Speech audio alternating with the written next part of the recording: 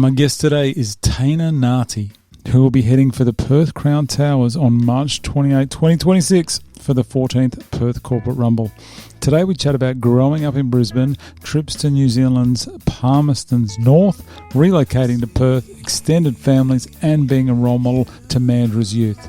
Special thanks to Bore Terrors, heavy equipment maintenance and local tyres. Get pumped by a local major sponsor of today's guest. And as always, Gobsmack Sports Mouthguards, MVP Real Estate, FMR Building and Construction, Studio 22 and Brightside Live, all major sponsors of the 14th Perth Corporate Rumble. I love it. Real up close and personal. Oh, no, I'll put filter on. We should have like just music going. So seductive, bro. So seductive. Is that a 50 Cent song, isn't it? Oh, the candy shop. I love it, bro. Oh, I think you did the candy fan, shop. Oh, how I do like 50. His music's all right. But just the audacity of the man, the stuff he does. The pettiness. I love it. I have that Ja Rule thing with his concert. Oh, yeah, bought out the tickets to the front row and all. I think it was the first 4 rows. First 4 rows. So, because he was filming it, so it would look terrible on camera because no one's at his show. How demoralising would that be? And hopefully they don't do that to me at Perth PCR. That'd be bad. Have you seen the doco, the Diddy doco? I started watching a bit of it, It's actually pretty uncomfortable, bro. It's 50 Cent's just, it's funny how petty he is. Produced it all and everything. Yeah. How he got some of that footage. That's... yeah. Oh, we know. Some people know blazing, bro. he knows someone can be bought. I don't know. Anyway, so this is all our stuff. These are the questions. First thing I was going to ask is, is that your phone?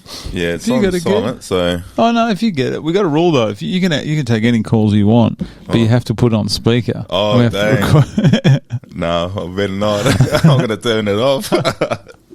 Never know what phone call I'm getting.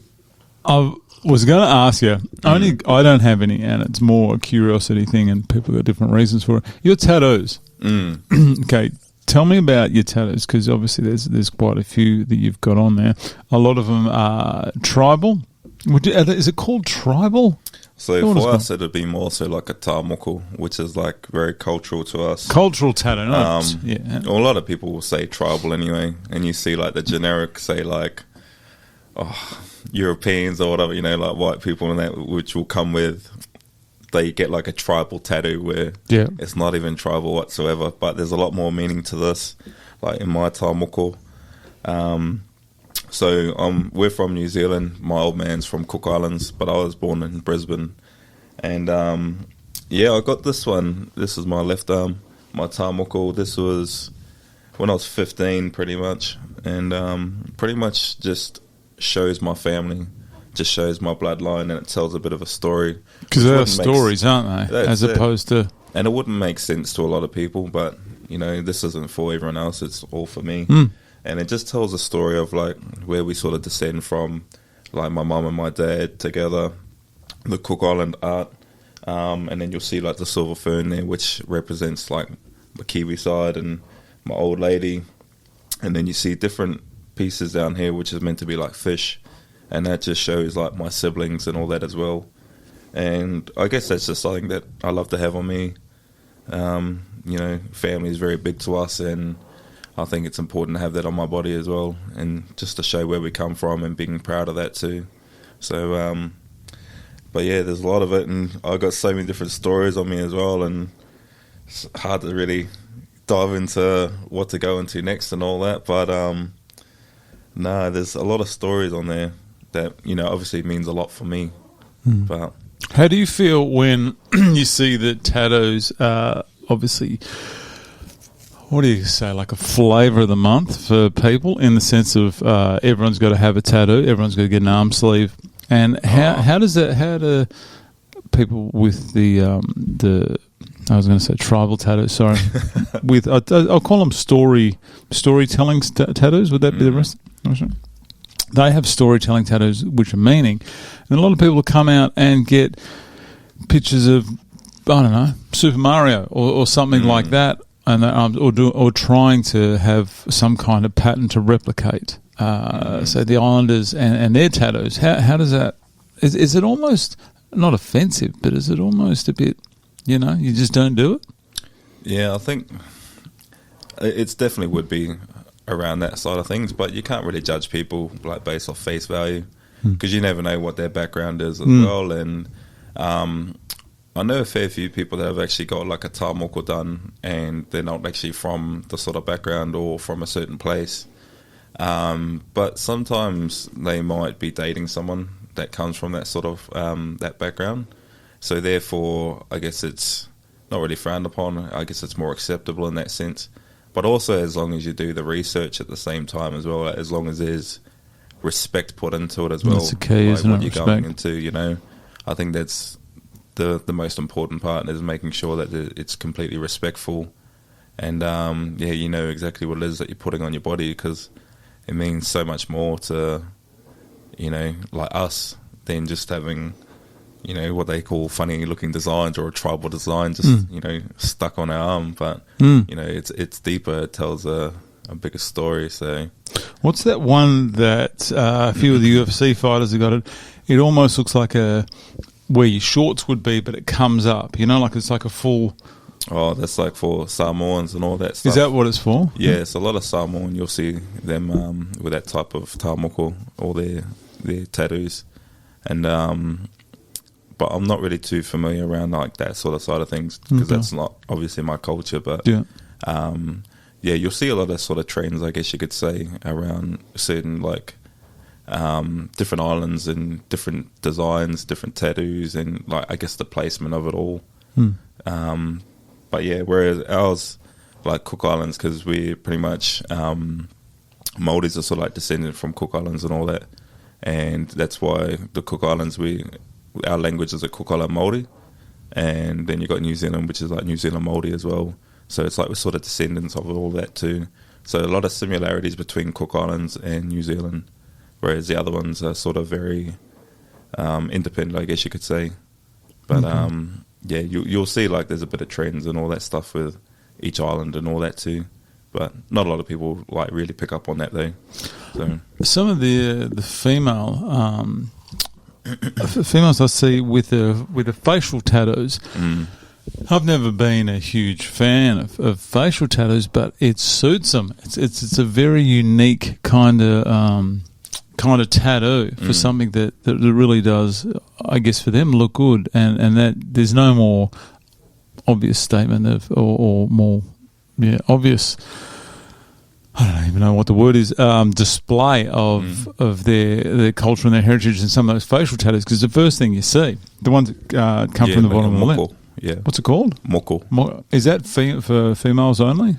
No, men have that as well. Okay. But you really want to make sure, you have to be like definitely Māori as well to actually have that. And so if I went and got one and then walked down the street, bro, I don't want to do that, bro. I do not. Don't do that, bro. I'll tell you that much. Could you imagine? You imagine? I can't, bro, but the whitest person in this city. Oh no, I wouldn't do that. Jeez. You mentioned your strong family ties that you have back to New Zealand and the Cook Islands, which is something that I am a fan of with the Māori. Is that how you say it? Māori? Yeah, Māori. Yep. Māori. And is the family connections and how close a lot of their families are, and they go back, generations, which is good, which is what I respect. Tell me what it's like.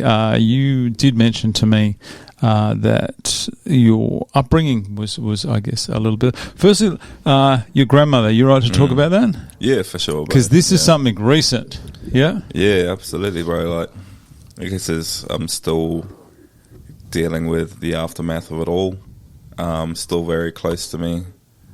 I feel like it's just all how 2025 ended wasn't really the best, but it was it was one of those times, bro, where life just throws curveballs at you from all directions, and it was a good year nonetheless, but the way that it ended, it was just very unfortunate. And big love to my nan. She ended up passing away 19th of December last year, but I got the opportunity to go back home end of November for like a couple of weeks, and it was just crazy, the timing of it all. And you know, I got the phone call, and I heard that nan probably wasn't going to make it by the time we actually flew back home to NZ, which is Palmerston North, and shout out my Palmy family.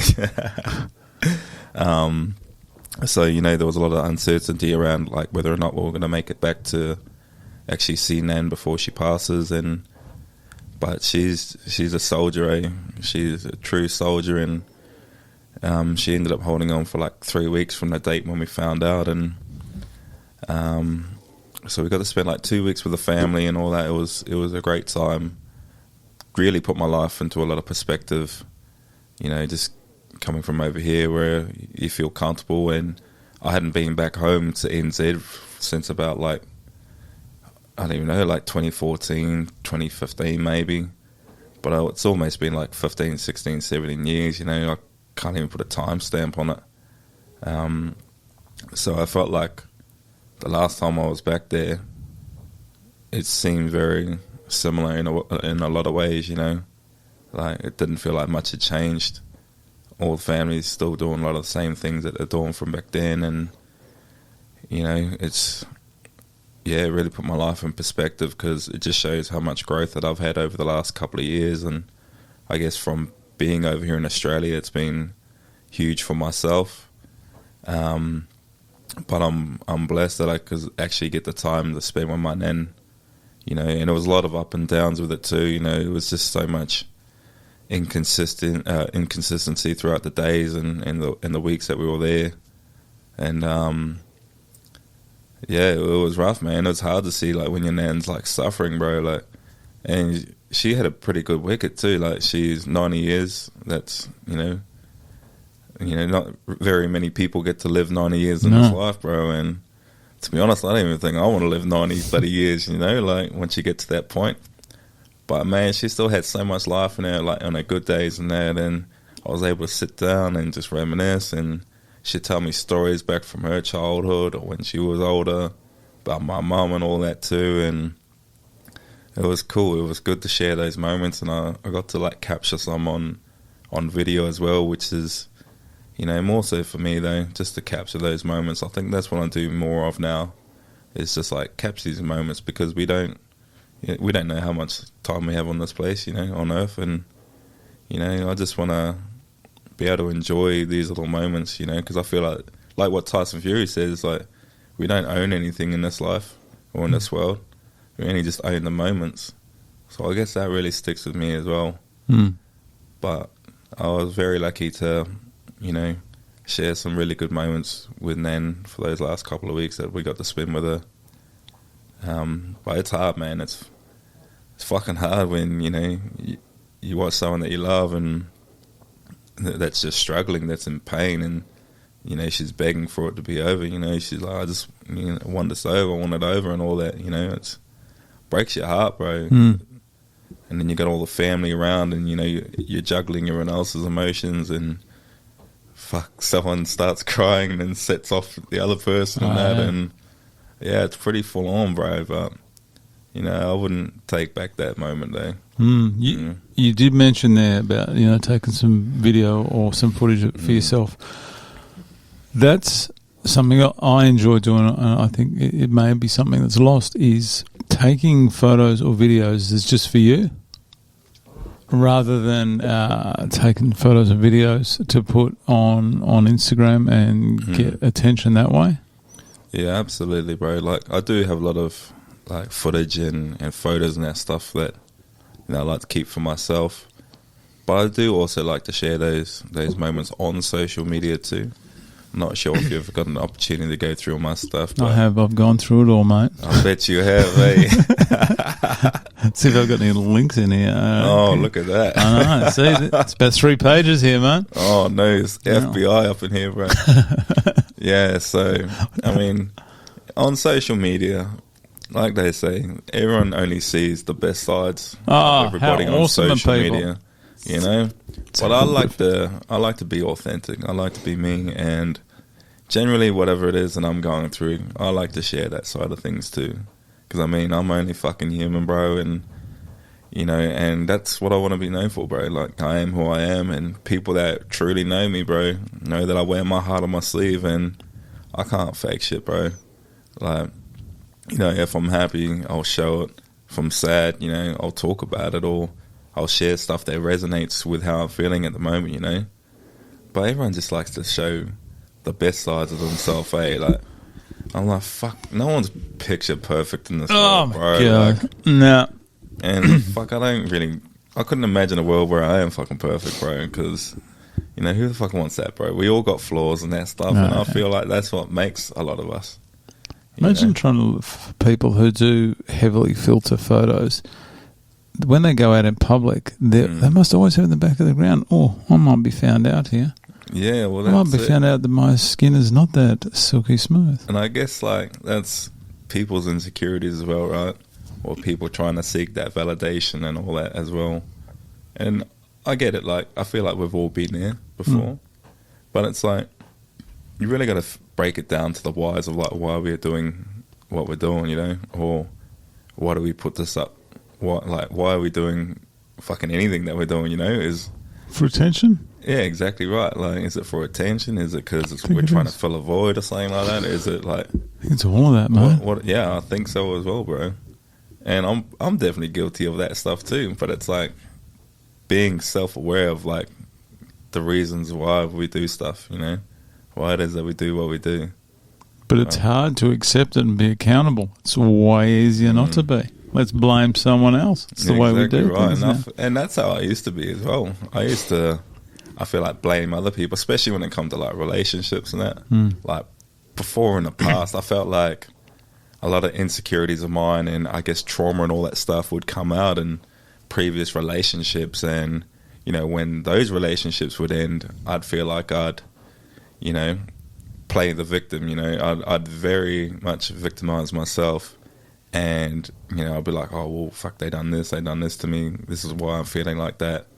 But it wasn't until probably 2023 is when I was like, and I started listening to a lot of podcasts and had to go to counseling and all that stuff, and had to really break down, like, who I am as a person, like, break down myself and figure out, like, where these insecurities and this trauma sort of comes from.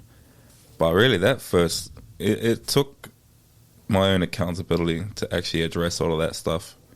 You know, like, I had to be accountable for all my actions as well, and then understand where the trauma sort of come from. And generally that's from, like, you know, your upbringing or your parents and that stuff that's sort of passed down, like, subconsciously.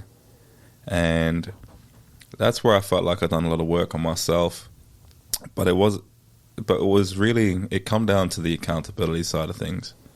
Now I'm such an accountable motherfucker, you know, like... But how much easier is it when you are? It is, and you feel more, like, empowered, because when you, like, victimize yourself, you're just like, oh, fuck, you leave all the power to everyone else out there too, and you're like, oh, I feel like this because they done this to me, or they done this to me, you know, instead of saying, all right, well, yeah, that shit happens sometimes, but ultimately that doesn't fucking keep the power over you, you know, like, you gotta stand up and fucking grab your balls sometimes, bro, and be like, all right, well, fuck it, I done this wrong, and if I want to change, it's fucking up to me to make the change for myself.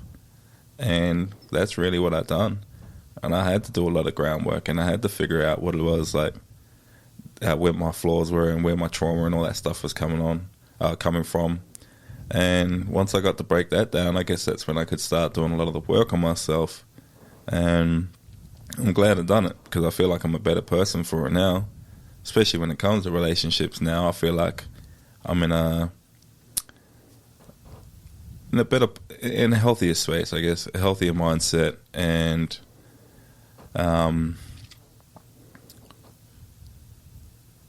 not in a relationship for the wrong reasons either. I think that was always the biggest thing for me.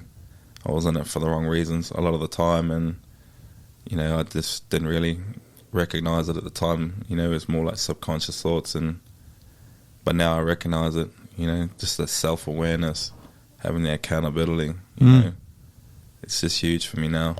Well, it's great to hear, but accountability, I think, is the key. Someone said to me once, "Whatever happens, good or bad, it's your fault."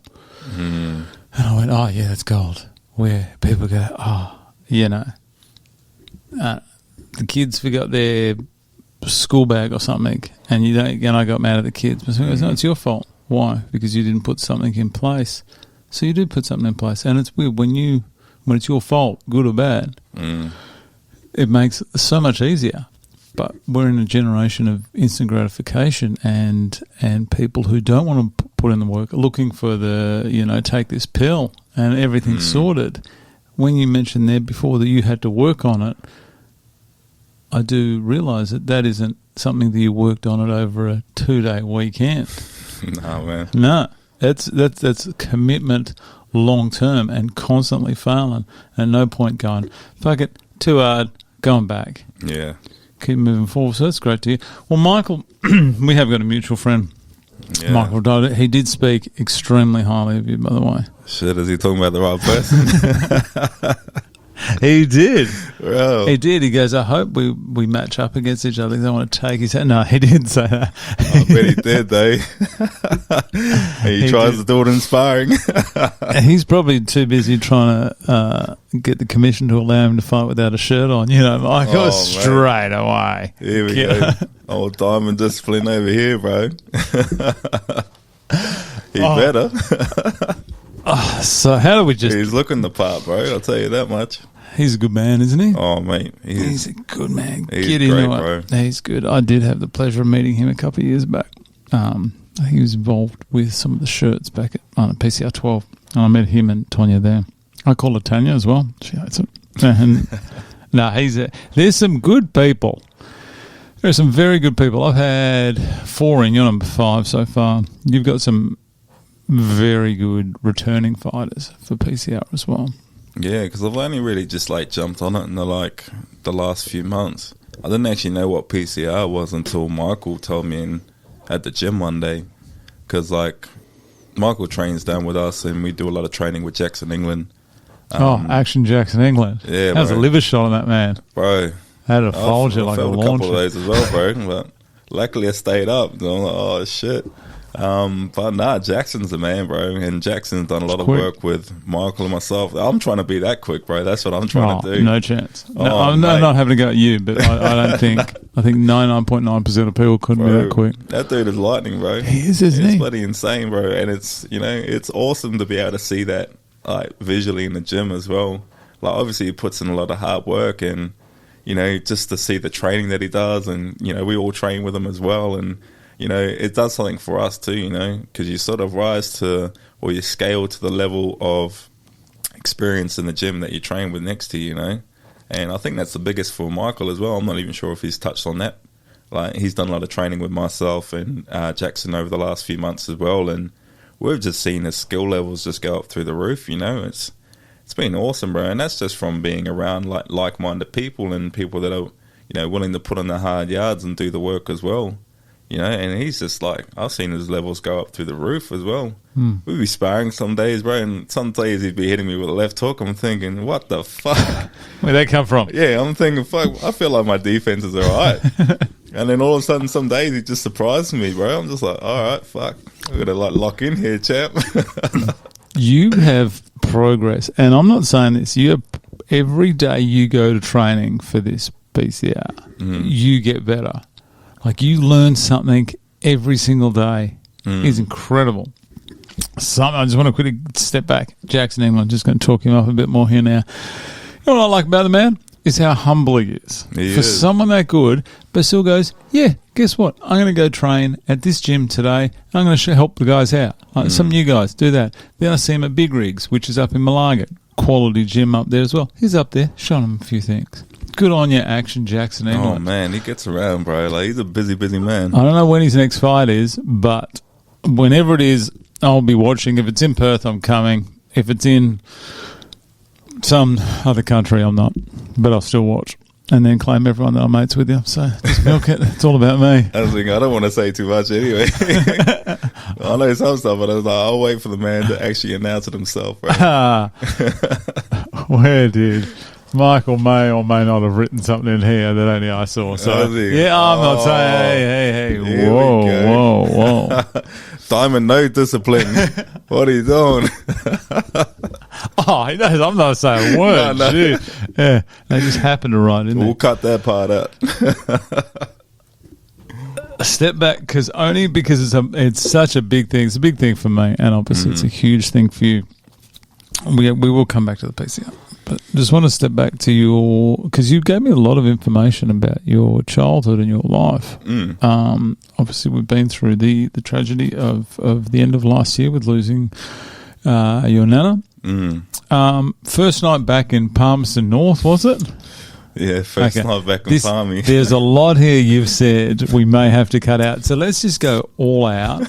Let's just honestly just let it go, and then because I delete the originals. There's no originals. Oh, so just go. Just let it go. Oh man! Unless my phone's been tapped by someone. No, let it go, and then tomorrow we will see whether we want to keep it in or not. No, we'll just run with it, bro. Let's go. Palmerston. I'm going to set the scene. It's Palmerton. No, Palmerston. I think I misspelled it up there. Okay. Palmerston North. Palmerston North in New Zealand. You are back there to see your nan. You've got the family. You've got the whole family there. The whole gang. Got the troops, bro. Got the posse. Got the entourage. All happening. All wearing Air Jordans, looking absolutely fantastic. I'm not sure what you guys wear. Whether they're real or not, that's up to you. It doesn't matter. We're not basketballers. We just look the part. Tell me the first night back in Palmerston North. Man, first night in Palmy North, bro. That was like the welcome back home sort of moment for me. You know, it was. They didn't ease it in. It was just baptism of fire. We're back. You know, you sort of just drop straight back into the ruckus of it all, and you know, probably it didn't want it any other way, to be honest. You know, it's like, fuck, that's just authentic. That's just home, bro, and that's just them living life. You know. So we took like the red-eye flight out of here on Perth, like whatever date it is that we flew out now. And then by the time that we made it back to Palmy North would have been 7 o'clock, like the next night. So, you any sleep? You sleep on a plane? Man, look at me, bro. It's hard to sort of fit in those chairs and all that stuff as well. But I was pretty lucky on the flight over. It was pretty comfortable.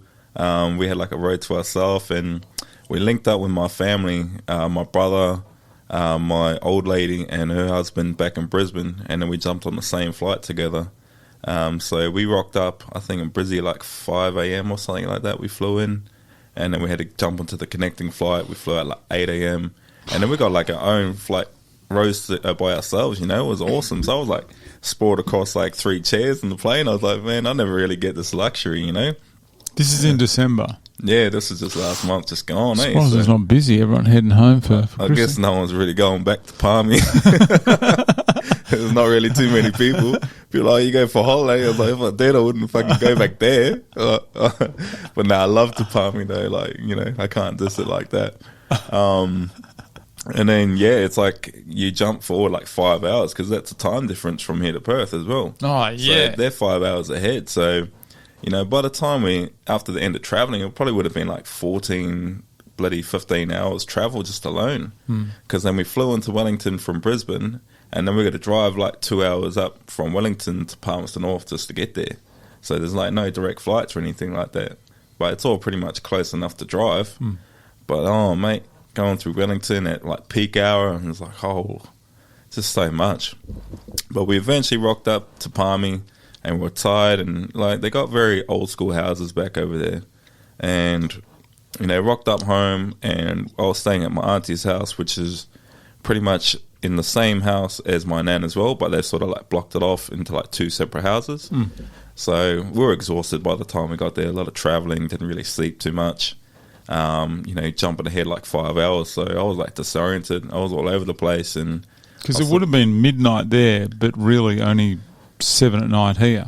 Oh, no. So it was 7 o'clock their time when we sort of got there. But I was already like passing out at that point on the couch at my auntie's house. And I think it was like 9 o'clock, and I kept waking up, and next minute my cousin just like comes through the sliding door, bro, at my auntie's house, and I just like sat up, like probably fucking half eyes open and all that, and you know, she's like, "Oh, hey, Teina." She's like, "Oh, sorry." Did he come through a bit hot? Did he? Did he come in quick? Oh, my cousin Michelle, she come through. Actually, no, it wasn't Michelle. It was We don't have to drop any names here, mate. Gee. No, it was my cousin Debbie. Actually. she rocked up through the sliding door. She said, "Oh, hey, Teina. Oh, sorry. You reckon you'd better come help us push the car?" And I was thinking, "What the fuck?" And she's like, "Oh, yeah, the Mongol mob also chased us down the driveway too." And I'm thinking, what the fuck? I'm like, all right, great. So I'm like falling half asleep and shit like that. You come through saying I got to push the car. Then you're saying there's Mongol mob chasing you down the road and shit. Like, I'm like, what the fuck? I was like, are they out there now? I was like, do I got to come and scrap these motherfuckers? Like, I was like, what is happening? And then she just got dropped off. And I was thinking, hang on, you just got dropped off. Why do you need me to push the car? She's like, oh, like her boyfriend. She's like, oh, Sione, like, his car doesn't go in reverse. I'm like, how the fuck does his car not go in reverse? So I'm like trying to like make sense of this whole situation. I was like, all right, we got Mongol mob, we got my cousin out here, we got a car that doesn't fucking go backwards, bro. Like, I'm like, what is even happening right now, bro? I don't know what I'm more mad about. This motherfucker's driving a car that only goes forward, or we got a gang out in front of him. I'm like, fuck. So I went outside, and luckily they weren't there. They were at the top of the driveway, apparently, because they got like long driveways in New Zealand where you got like the main streets, you got houses usually at the front, and a lot of places over there they got long ass driveways which leads down to more houses down there. So I mean, they're probably stupid if they were to walk down there, because you never know what's at the end of an alleyway over there, especially with all the gangs and that stuff. But yeah, they pretty much live right across the road from my nan, and God, I think they're like boosting cars and all that, and you know, they got like dogs on leashes, they got like lead pipes, and they're like full going, like, you know. This is all allegedly, by the way, in case the police listen to this. There's nothing incriminating about this anyway. Allegedly. I guess it's just life over there, bro. That's the day-to-day basis for a lot of people over there. So you're getting this on your first day back? Yeah, this is like fucking couple hours in. Hey, I'm just like, damn, welcome home. Like, that's the biggest welcome home statement anyone could get, you know? So, I think we didn't focus enough on your cousin's partner whose vehicle doesn't go in reverse. Oh, Sione, man, like, and he's fresh as they come as well. Like, they've all been living in New Zealand for ages, and you can still barely like understand the fucking like what they're saying half the time, you know? I was like, bro, like, what happened to your car? What's his name? Sione. Yeah, Sione. Sione. Yeah. Well, shout out to Sione. Firstly, I respect that, because I look at it, I go, you know, when people here, they'll have, you know, something small will be wrong with their car. They'll go, oh, the radio doesn't work, let's put it in to get it fixed. Shout out to Sione. He's gone, my car doesn't really work too well, but this is all I can afford. I'm going to make the most of this. Oh, good on that man. Bro, that's like, shout out to Sione. That's riding till the wheels fucking fall off, bro. That's exactly what that is. And you know what? And then he'll go on the rims. He's that kind of guy. He will push it to the end. Oh, man. That thing will be going on cinder blocks, bro, I'll tell you. But yeah, so I had to go up, push the car and all that. And we start pushing it back, and then he almost fucking takes out my brother's rental car. And I was like, oh, here we fucking go. And then he quickly chucks it like in drive again, because it's a manual as well. And then he quickly jumps in to go forward, almost takes out the fence in front of him. I'm like, think this, bro. Like, how old's this guy? Oh, bro, he would be probably like 40 or something like that. No, I'd say in his late 30s, early 40s, I'd say. Wouldn't he ever like just dump it and first and do a big hook turn so he didn't have to go in reverse? Well, that's the thing with those big driveways, the long driveways over there, there's not really a turning circle. So that's the tricky part. But he pretty much got chased down there because they were coming across the road with like dogs and lead pipes and, you know, barking and all that stuff. And he's like, fuck, he just had to gap it down the driveway, eh? And next minute, that's when I come into the picture, and I was just like, what is this, bro? I'm like, great. We got Mongol mob, we got a car that goes in reverse, like doesn't go in reverse. Almost taking out my brother's like bloody rental car, taking out the fence. Oh, my shit, bro. What a welcome back to New Zealand, to Palmerston North. Palmy, as you call it. The Mandurah, baby. So you weren't born there? You weren't born in New Zealand? Nah. What, in Brisbane? I was born in Brisbane, actually. Born and bred. 1995. 995. Oh, my first year out of high school. That's Oh, young shit, age, my I know. bad. That probably puts your life in perspective. Oh yeah, disgraceful. No, I moved to the UK in 95. 95? I think it was 95. So I was living over there at the time. UK? Whereabouts in UK? Sunny London. London. Eh? Ah, yes. Oh, dang. Been trying to convince the wife to move back there for. Oh, really? You want to go back? Yeah. Oh, yeah. We lived there for a number of years. I've been trying to convince her for. How long have we been married? I don't know. Oh. 50 years? No. You're going to have to cut that out too, bro. We're going to have to make a lot of amendments after this, bro. We've had 18 years and always just, I want to go back. But anyway, it's always not the right time. Yeah, when is ever the right time? Never. Though, right? Yeah, I tell you when the right time is. Now, let's pack up. Let's go. Anyway, it's up to her. No, it's not. It's a joint decision. I like that. So I've been told. I like that. 50-50, eh? Yeah. Well, she wanted a cat, I wanted a dog, so we compromised and got a cat. Oh. Yeah, that kind of thing. Dang. So, no, I'm joking. She doesn't listen to these things anyway, so she listens to me dribble enough at home. Born in Brizzy. Tell me, 15 years old, set the scene for me. You are a keen rugby player. Yeah. What happened to the arm? Oh, man. I actually almost lost my arm back in, I think it was around, I can't even remember the timestamp of it, but when I was like 15, though. Year 2000. Nah. Born in 95. 95? If you were born in 95. Oh, sorry, 2010. Jeez, there's my maths for me. Yeah. Around 2010. Nah, So not that long ago. No, I guess when you break it down, and you think about it, it's like, I guess it really wasn't. That was 16 years ago. That is how quick that's gone. But yeah, man, it just feels like just the other year, you know, if I'm really thinking about it. But yeah, almost lost my arm back in 2010 or 2011, whenever it was, and due to golden staph on my arm. Like, I played a lot of rugby growing up, and played for Carina Tigers over there, so shout out Carina Tigers back there. You know, Tigers over there. We were on, and we done a lot of training at like the bottom oval. So we had the main field at the top, which was outside of the RSL, like Carina Leagues Club, and we had the bottom oval pretty much set basically for like training. And there was like a dirty lake in between it. Like you had to get over a bit of a moat to sort of get down to the bottom oval. And, I'm just trying to pitch that. Say that, please say that again. Oh man, like it looks a lot better now. Like, but back in the day, it was like pretty ratchet. So you had to get over.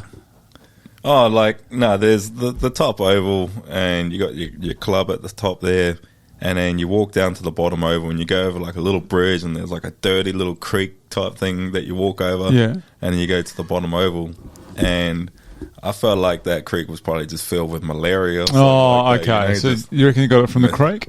Oh, I think got it from like the mosquitoes and that stuff around there, and because I got bitten and I didn't actually notice it at the time. Oh, so you still got the scar there? Yeah, I got the scar right there, bro. So that was pretty hectic, but it took probably a couple of weeks before it actually started like building up and actually, you know, not looking too good. Yeah. You know, so over the couple of weeks, like I started getting a bit sore, and then it started swelling up probably over like a week and a half, and it got to the point where my arm just eventually would start closing like that, and pretty much it got to that point there where it was a bit more swollen, still like no blood or pus or anything like that was coming out, but it was fixed like that. Like, I couldn't straighten my arm, I couldn't bend it. It was pretty much like that.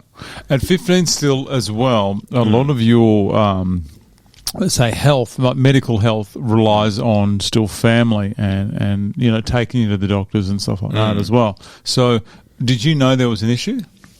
Nah, see, I had no idea. And I was at this point where my arm was like that, and I was actually about to go out and play another game too, like, you know, and I couldn't even fucking open my arm, you know, so I'm just like, I was like, oh yeah, I should be able to carry the ball in my arm like this, you know, just use this arm to palm people off, you know? Yeah, it's already locked in. You know, as a kid, you're just like, oh, you got like no fear, and you don't think about shit that could possibly happen, and then, you know, or you don't assume the worst straight away, right? Oh, so, no, and no matter what injury you get, you're always going to back it up the next week. Yeah, I'm fine. Exactly right. Fine. Nowadays, I start like getting an ache. I'm thinking, fuck, you know, I might have to call off today. I might have to like take a chill pill today. I slept wrong. That's that kind of thing. Yeah, like fuck, feel my neck for like 3 weeks. But yeah, it took like a couple of weeks, and my arm was like really fixed like that, and wouldn't move. And my mum's a nurse as well. Like she used to be a prison officer. She's a nurse, and now she does like private healthcare and all that stuff. So I was like, oh, well, mum knows everything, right? Oh, mum knows. Mum's like always our go-to for everyone in the family of like anything medically, Oh, everyone? Everyone, everyone. So yeah. even when we went back to Palmerston North, she was like looking after Nan like for the whole time we were there, But no, mum knows best, right? She knows everything. So she come home, she like sterilized some needles and that stuff, and she tried to poke it. Drain it? Like to drain it, but there was like no fluid, nothing coming out of it. And she was like real confused. She's like, I don't understand what's going on. Like, because you can obviously see that it's like blown up. It's, it's really swollen. It looks like there should be like fluid building up on the inside of it. But was it hot? No, it wasn't even anything like that. It was just discomfort and more like swollen, and I couldn't, I had pain if I tried to straighten my arm out, and I was like, I don't understand what it is. And probably about like 2 weeks into it, that's when it actually started to form, like had a lot of blood and pus that would actually start, appearing, and it was like coming out of my arm at that point. And I showed my brother, and my brother was like, oh, fuck, we better take you to the hospital. So he ended up taking me out to the Mandurah hospital back in Brisbane. And I remember we went straight into like triage and that, and had to go up to like the desk, and then I was like showing them like, oh, well, this is what's happened. It's been like this for a couple of weeks, but it's only started to, show some sort of like a infection in the last couple of days. And then before I knew it, they're like, oh fuck, like come straight through. And then I was going into like fucking surgery and all that stuff. And then I was like, oh fuck. And my brother didn't really know what was going on, but he was disgusted. He's like, that was the most sickening fucking thing he's ever seen here. Oh. And then like next day, come out of like recovery and all that stuff, and I was in the ward, and the doctor come up and he unwrapped it, and next minute they just unwrapped it all, and I just had like a hole in my arm, mate. Because they have to leave it open, don't they? Yeah, they left the open wound just so they can allow for any of the other infection to sort of like come out by itself. It'll actually just slowly rise up. Do they put a vacuum on it? Did they do that? I'm not too sure what they've done in the surgery now, but I'm pretty sure that they were sucking out like heaps of stuff, Yeah. And I didn't realize how deep it actually goes, but it like went pretty deep in my arm, and they were like packing like a fair few meters of like gauze actually into my arm as well. How'd you go? Any loss of any feeling in your fingers? No, nothing, anything like that. Like I was actually pretty lucky. Still make a fist? Oh, absolutely. Oh, no worry about that. Michael Sinclair's going to know all about that. Oh, he probably does. I'm surprised he hasn't mentioned it. He'll be very familiar with these, bro? These two sleeping pills. Yeah, it was a Benadryl or some shit like that, bro. Sorry, keep going. We got to try to stay on top of that. You're as bad as me. Oh, mate, we got to keep each other accountable today, then. But let's blame someone else. Yeah, here we go. We're going back. Yeah, Michael. That's Michael Sinclair. Shame on you. But yeah, and then I was in the ward, bro, and then it was sitting there, open wound, like blood, which was very, like, it wasn't thick blood. It was very thinned out blood that was coming out of my arm. Oh, and I'm just sitting there staring at a hole in my arm. I'm like, what the fuck? And then doctors come in and was like, oh, if you're actually pretty lucky. They're like, if you left it another 24 hours, we would have actually had to take your arm off, like, because the infection had almost spread to my bone. Oh, jeez. And as a kid, I'm just like, I still haven't actually, I don't think I processed it back then, because as a 15-year-old, I was like, oh yeah, like, what's the odds of that? Yeah. But now I'm thinking about it, I'm like, fuck, I'm actually like pretty lucky. Like, I still got fucking both my arms. Shit, yeah. And thankfully for my brother, he actually took me to the hospital as well, and 24 hours, they said, more than fuck. I wouldn't be at PCR unless I would be doing it with my right hand only, but like, fuck, bro. I'm very lucky, man. Very lucky. Very lucky, bro. But yeah, the moment then they unwrapped it, and the nurse come and she started like pulling the gauze out of my arm, bro, before like there was just a hole in my arm. Bro, it was like those clowns, when they pull the handkerchiefs out of their mouth. That's what that was like, bro. It keeps coming. That scared the fucking shit out of me. I just put in like 5 meters of gauze out of my arm. I'm like, how the fuck did they fit all of that in there, bro? I don't even get it, eh? They're a different breed, those nurses and the doctors, aren't they? Oh, mate. Yeah, they can put up with some stuff, bro. They got to have strong stomach for that, bro. Jeez. Oof. They reckon the amount of people getting staff is going through the roof. Whether that's a big increase in people doing MMA, I know that there's that rolling on the floor with people getting scratches. But do you notice? I don't know if there's any truth to this, but from what I heard, I did read this on a respectable website, not some dodgy one, is that rugby league and rugby union players were getting staff a heap more than Aussie rules players. And they couldn't work out why. And it was always, you pack down, you tackle more, there's more touching. And it wasn't that. There is, and this is in Perth, and this is true. This will be good. This is true. This is true. It's come from Dr. Brad. No, this is true. I had staff once. That's all when I was in. Yeah. They, from what I hear, is they used to. Whether they still do, I don't know. But they fertilise rugby ovals different to AFL ovals because the grass has got to be different. The grass is kept with AFL a lot shorter, a lot faster. Well, you remember some of the pitches. I used to play rugby union. Remember how heavy the pitches were? Real long, thick grass. There was something to do with the fertiliser used on rugby pitches being different to the ones used on the Aussie rules pitches. And any cuts, the fertiliser getting in there, causing the issue. Shit. That's what I heard. And that sounds really believable, right to me, doesn't it? I mean, I'm not going to question that. It sounds like, that shit makes sense. Where do you think I was going with it? You think I was going to say there's some conspiracy to someone that hates rugby and go, that's it, I'm giving all those pricks staff. That's usually what it is over here in Perth, because this is an AFL state, bro, but I grew up playing rugby and all that. I'm not a big AFL fan, I'll be honest. We're getting cancelled, bro. But that makes sense. Oh, man, because it makes sense. Some of the pitches we played on, they were like 6-inch grass. Just rough. I remember some of the pitches I played on back in the day. They were like mud. It was almost like fucking just dirt, bro. Dead grass and that. I'm like, is this even like? Can we be playing on this? Do you ever play in the snow? Nah, it doesn't snow anywhere around over here these ways. But no, not here. I couldn't imagine playing in that. Like NFL, bro. They all play in snow, and I'm like, fuck, bro. Just call the game off. What's the point of that? I played once in the snow. And we're playing against this in Germany, and we're playing, and I was so cold. I was like, oh my God, we can't be playing, but trying to act tough. But I wasn't. I was a pussy. And I saw it snowing, and you couldn't see the ground. I went, beautiful, we're not playing today. You just start to relax, go, thank God. No, they pull out an orange ball because you can't see the white one. Oh my God. And they hosed off the pitch, like where the lines are, and we played in the snow. I was like, oh no. Jesus couldn't think of anything worse. Yeah. I pulled up a bit sore in about the first 5 minutes, and that was bench for the rest of the time. I feel like anywhere over here, especially over east, there's like, if there's a cloud in the sky or it's just like a spit of rain, they like cancel the game. Oh, it's all over. Back over home in NZ, fuck, it rains there pretty much 3 quarters of the year, so it's like you got no choice but to play in the rain and that stuff. But over here, it's like, fuck, it's like brickies or concrete layers and that stuff. Like cloud in the sky, you better call it off, Let's go to the pub. Let's have a meeting. Rain, hail, or shine for that, bro. Have a debrief at the pub. Growing up after your infection in your arm, 15, growing up, tell me about how it was, because I understand I suppose your childhood in Brizzy was pretty, what's the word, testing. Yeah, I guess in some ways, yeah. Yep. It was pretty testing, but...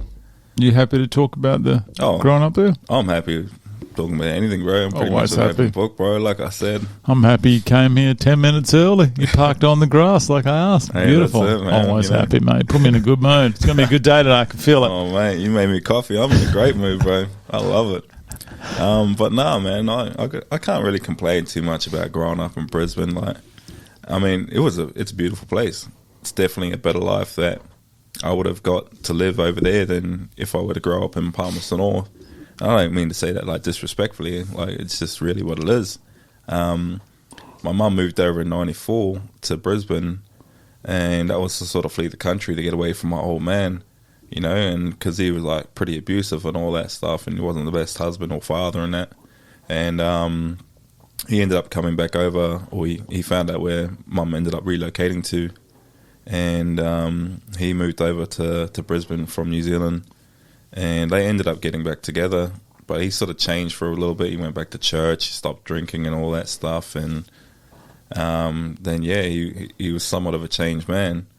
And then they conceived me, but it wasn't too long after that. It's when they sort of broke up, and pretty much they were separated by the time I was born, I guess.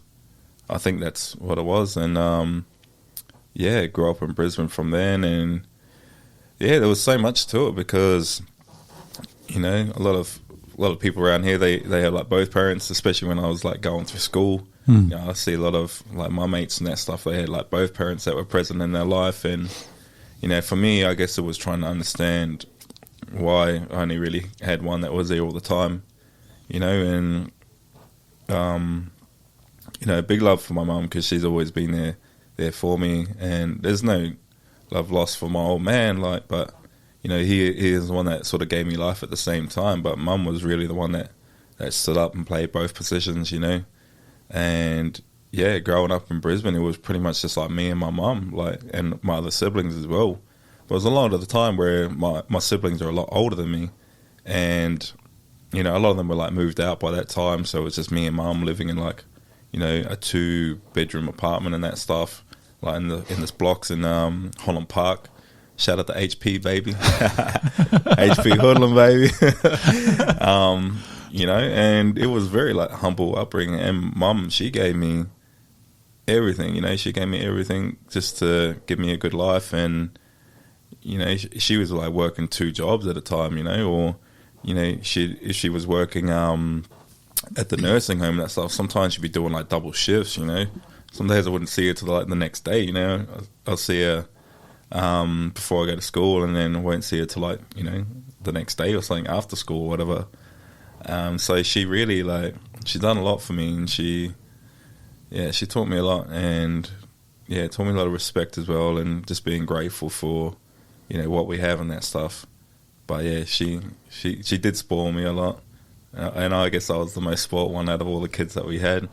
The favourite, clearly the favourite. Oh man, for sure, bro. Absolutely, probably still now as well. Shout out to the single mums out there doing the dirt. Man. That's why I have so much respect for a lot of women, bro. I love my mum, and I love my sister as well. That's who I stay down with in Mandurah. I feel like the women in our family are the strongest of all of us.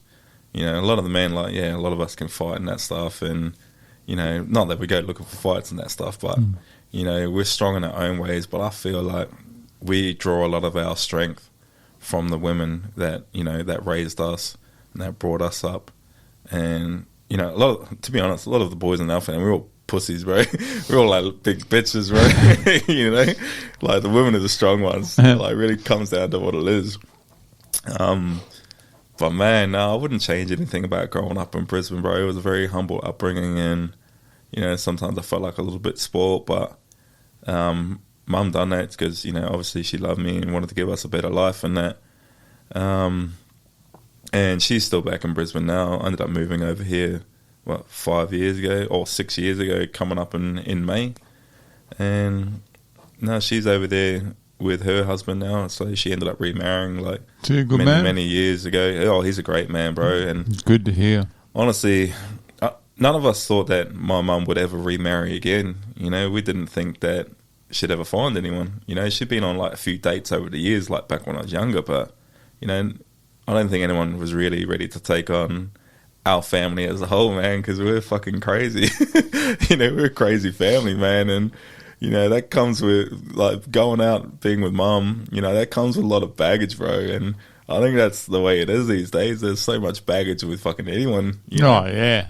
But man, he shout out to Rob, man, because he's put up with so much stuff. Shout out to Rob, Big Rob as I call him. Oh, Rod, Hot Rod. Oh, Rod. Yeah, Sorry, Hot Rod. Yeah, man, fucking Hot Rod. Man, he's done so much for us as family since he come on, and man, I couldn't be more happy for mum, to actually be happy and that stuff. She deserves happiness, and that's all you want. All you want for your parents. That's all they want for their kids. Oh man, just like to see the love that she gave to all of us, for her to receive that, man, it's awesome, bro.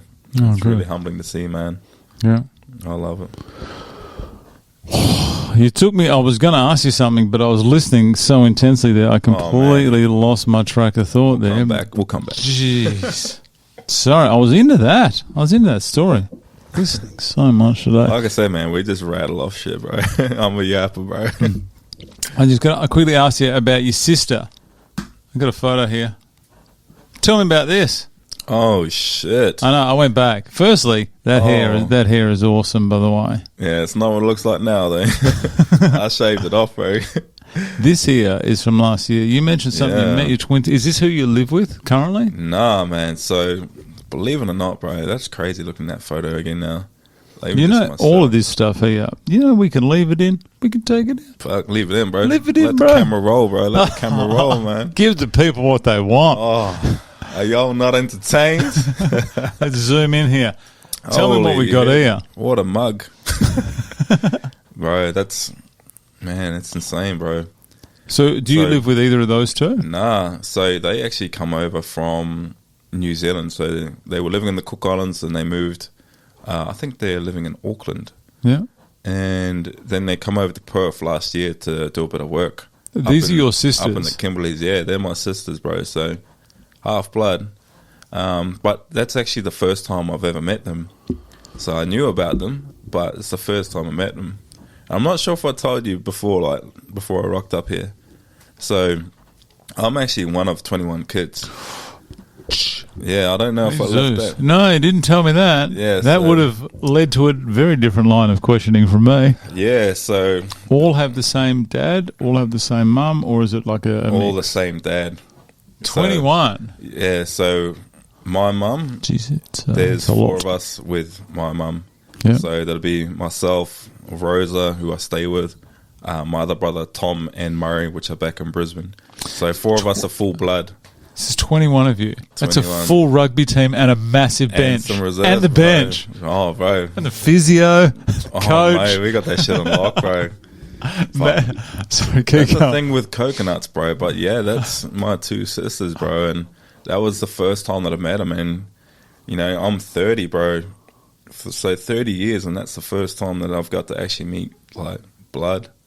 That was a surreal feeling, It was awesome, but... It's like once we got together, bro, it's one of those feelings with us where, it's like you didn't skip a beat or anything like that. You just, it's family and it just feels natural. It's not like those awkward sort of, meetings where you meet someone for the first time.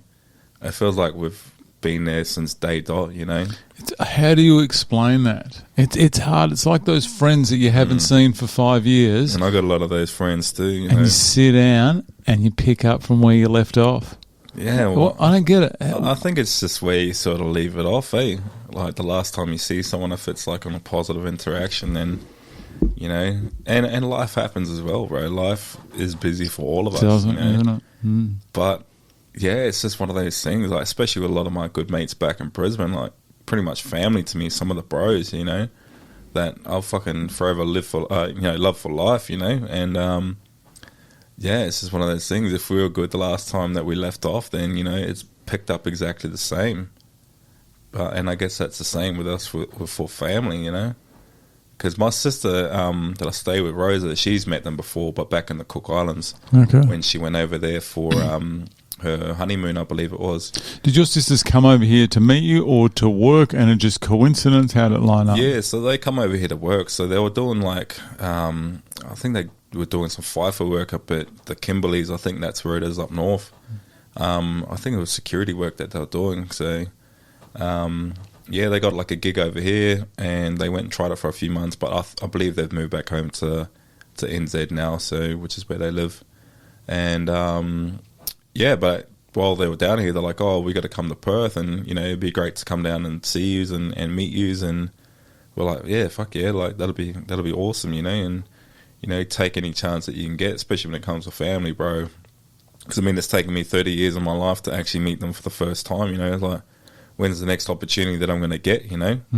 So it was awesome, bro. And you can definitely tell that we're related, and that's where we get the jokes. Like, a lot of the things that we do are the same as well, and even from their kids as well that do the same things that we do, and it's all in the eyes as well, bro.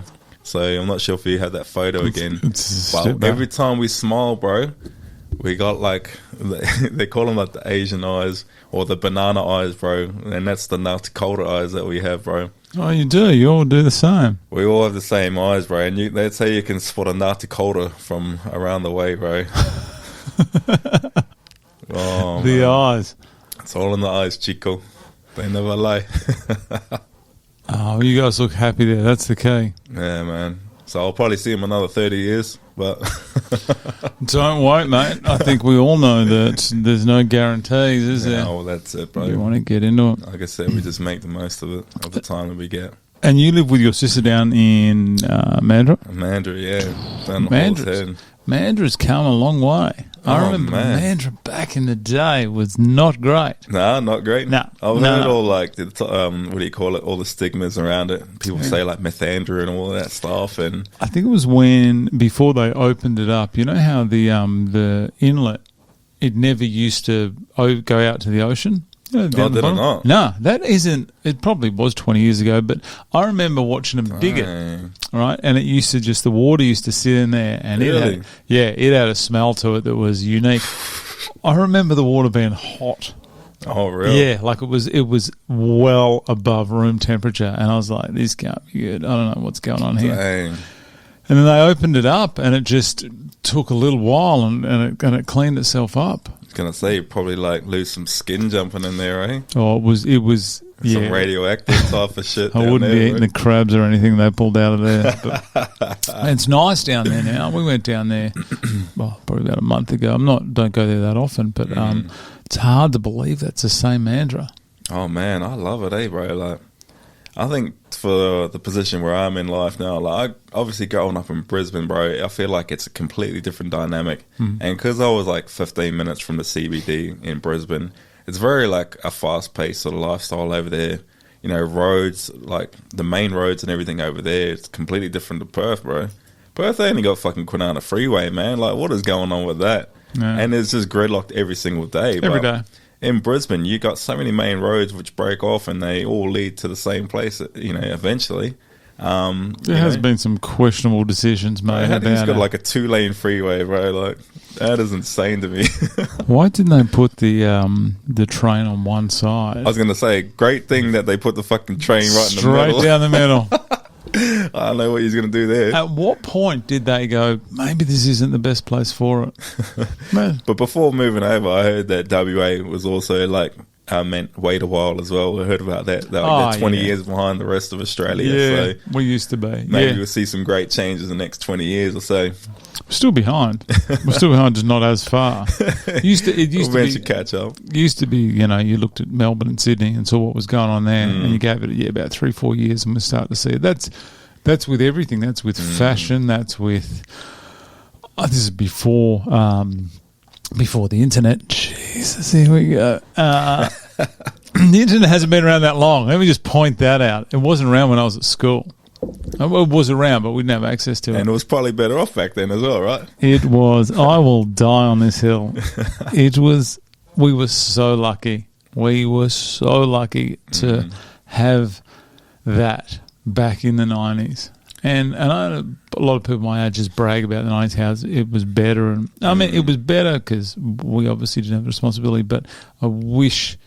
have a look at the kids now. If we go on holiday, have a look at kids when they got no mobile reception. Oh. They crack the shits for about a day. And then they go, well, I'm going to have to suck this up. So much happier afterwards. You get through that first bit... and how much happier that, and that's what we had all the time. Oh man, no one knew where we were. We could just get up to whatever we want. They're all privileged these days. They're all privileged and entitled and all that.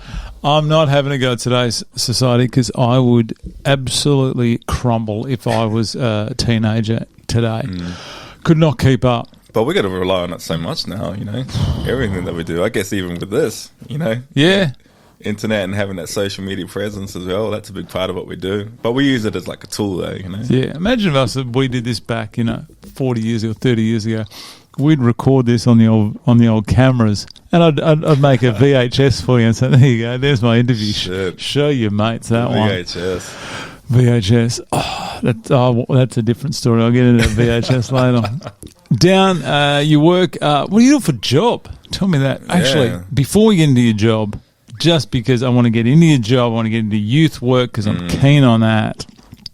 Can you tell me, is your sponsor your brother-in-law? Yeah, my sponsor's my brother-in-law. So Boar Terrors. Firstly, whoever thought of that name, great job. Oh, mate. That is. I love it, bro. It's such a good job. I'm rocking the Boar Terror shirt here today. So I was actually meant to have a proper sponsorship shirt done up from Michael.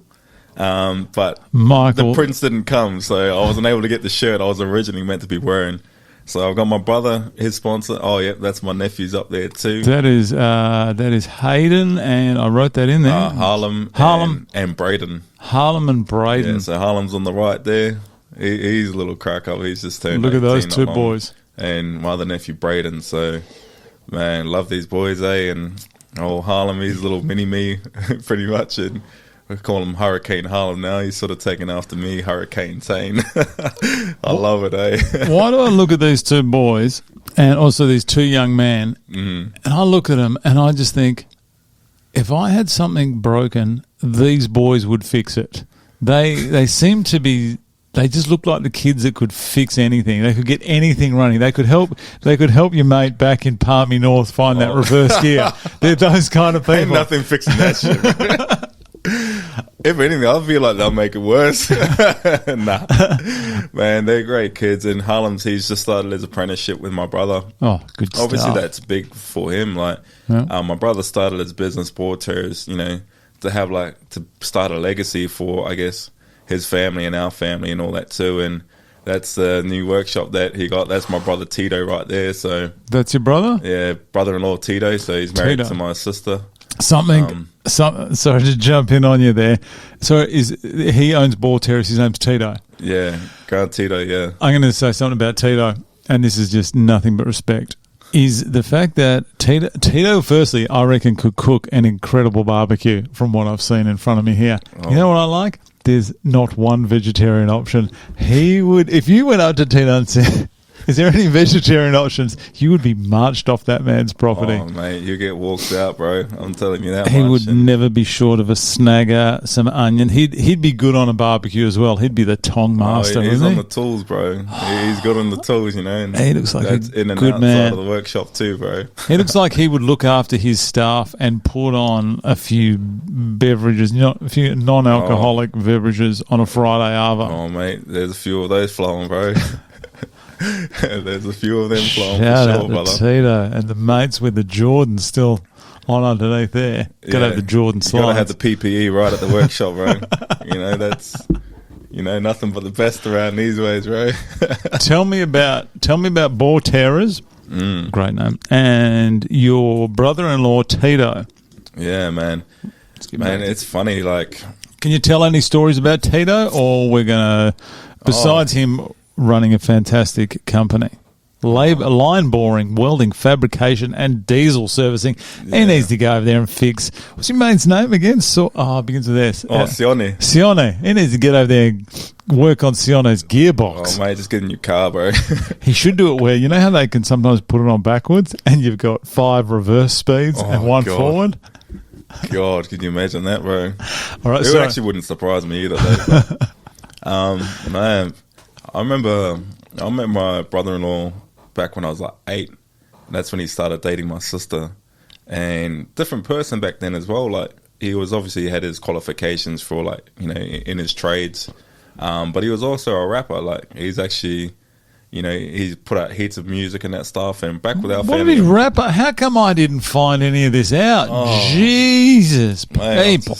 Come on. There's so much. It's where do I even start, bro? So, can I ask, has he got any YouTube videos? Yeah, there will actually be a fair few. What was his name? Twin T, yeah, it's spelled twin. Twin. And then space dialect, so DIEALEKTZ.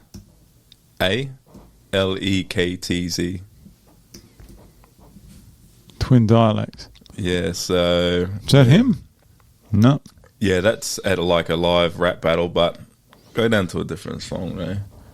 There's a few out there. There should be. What's going on with my terrible search? What's the algorithm showing, bro? The algorithm is algorithming. I know. What have I been looking at? Oh, I've been looking at probably stuff. I shouldn't So have get rid of the music and then just type in Tales of a Pandilero. been. Tales of a... I cannot... P-A-N Yep. D-I-L-E-R-R-O. I think that's how you spell it. Let's have a look. Yeah, that one. Yeah, Can we have a listen to some beats? yeah, for sure. Oh, explicit lyrics. You know what? I could have guessed that. Okay. Haven't got great speakers here, but I'm going to give it a go. Yeah. Oh.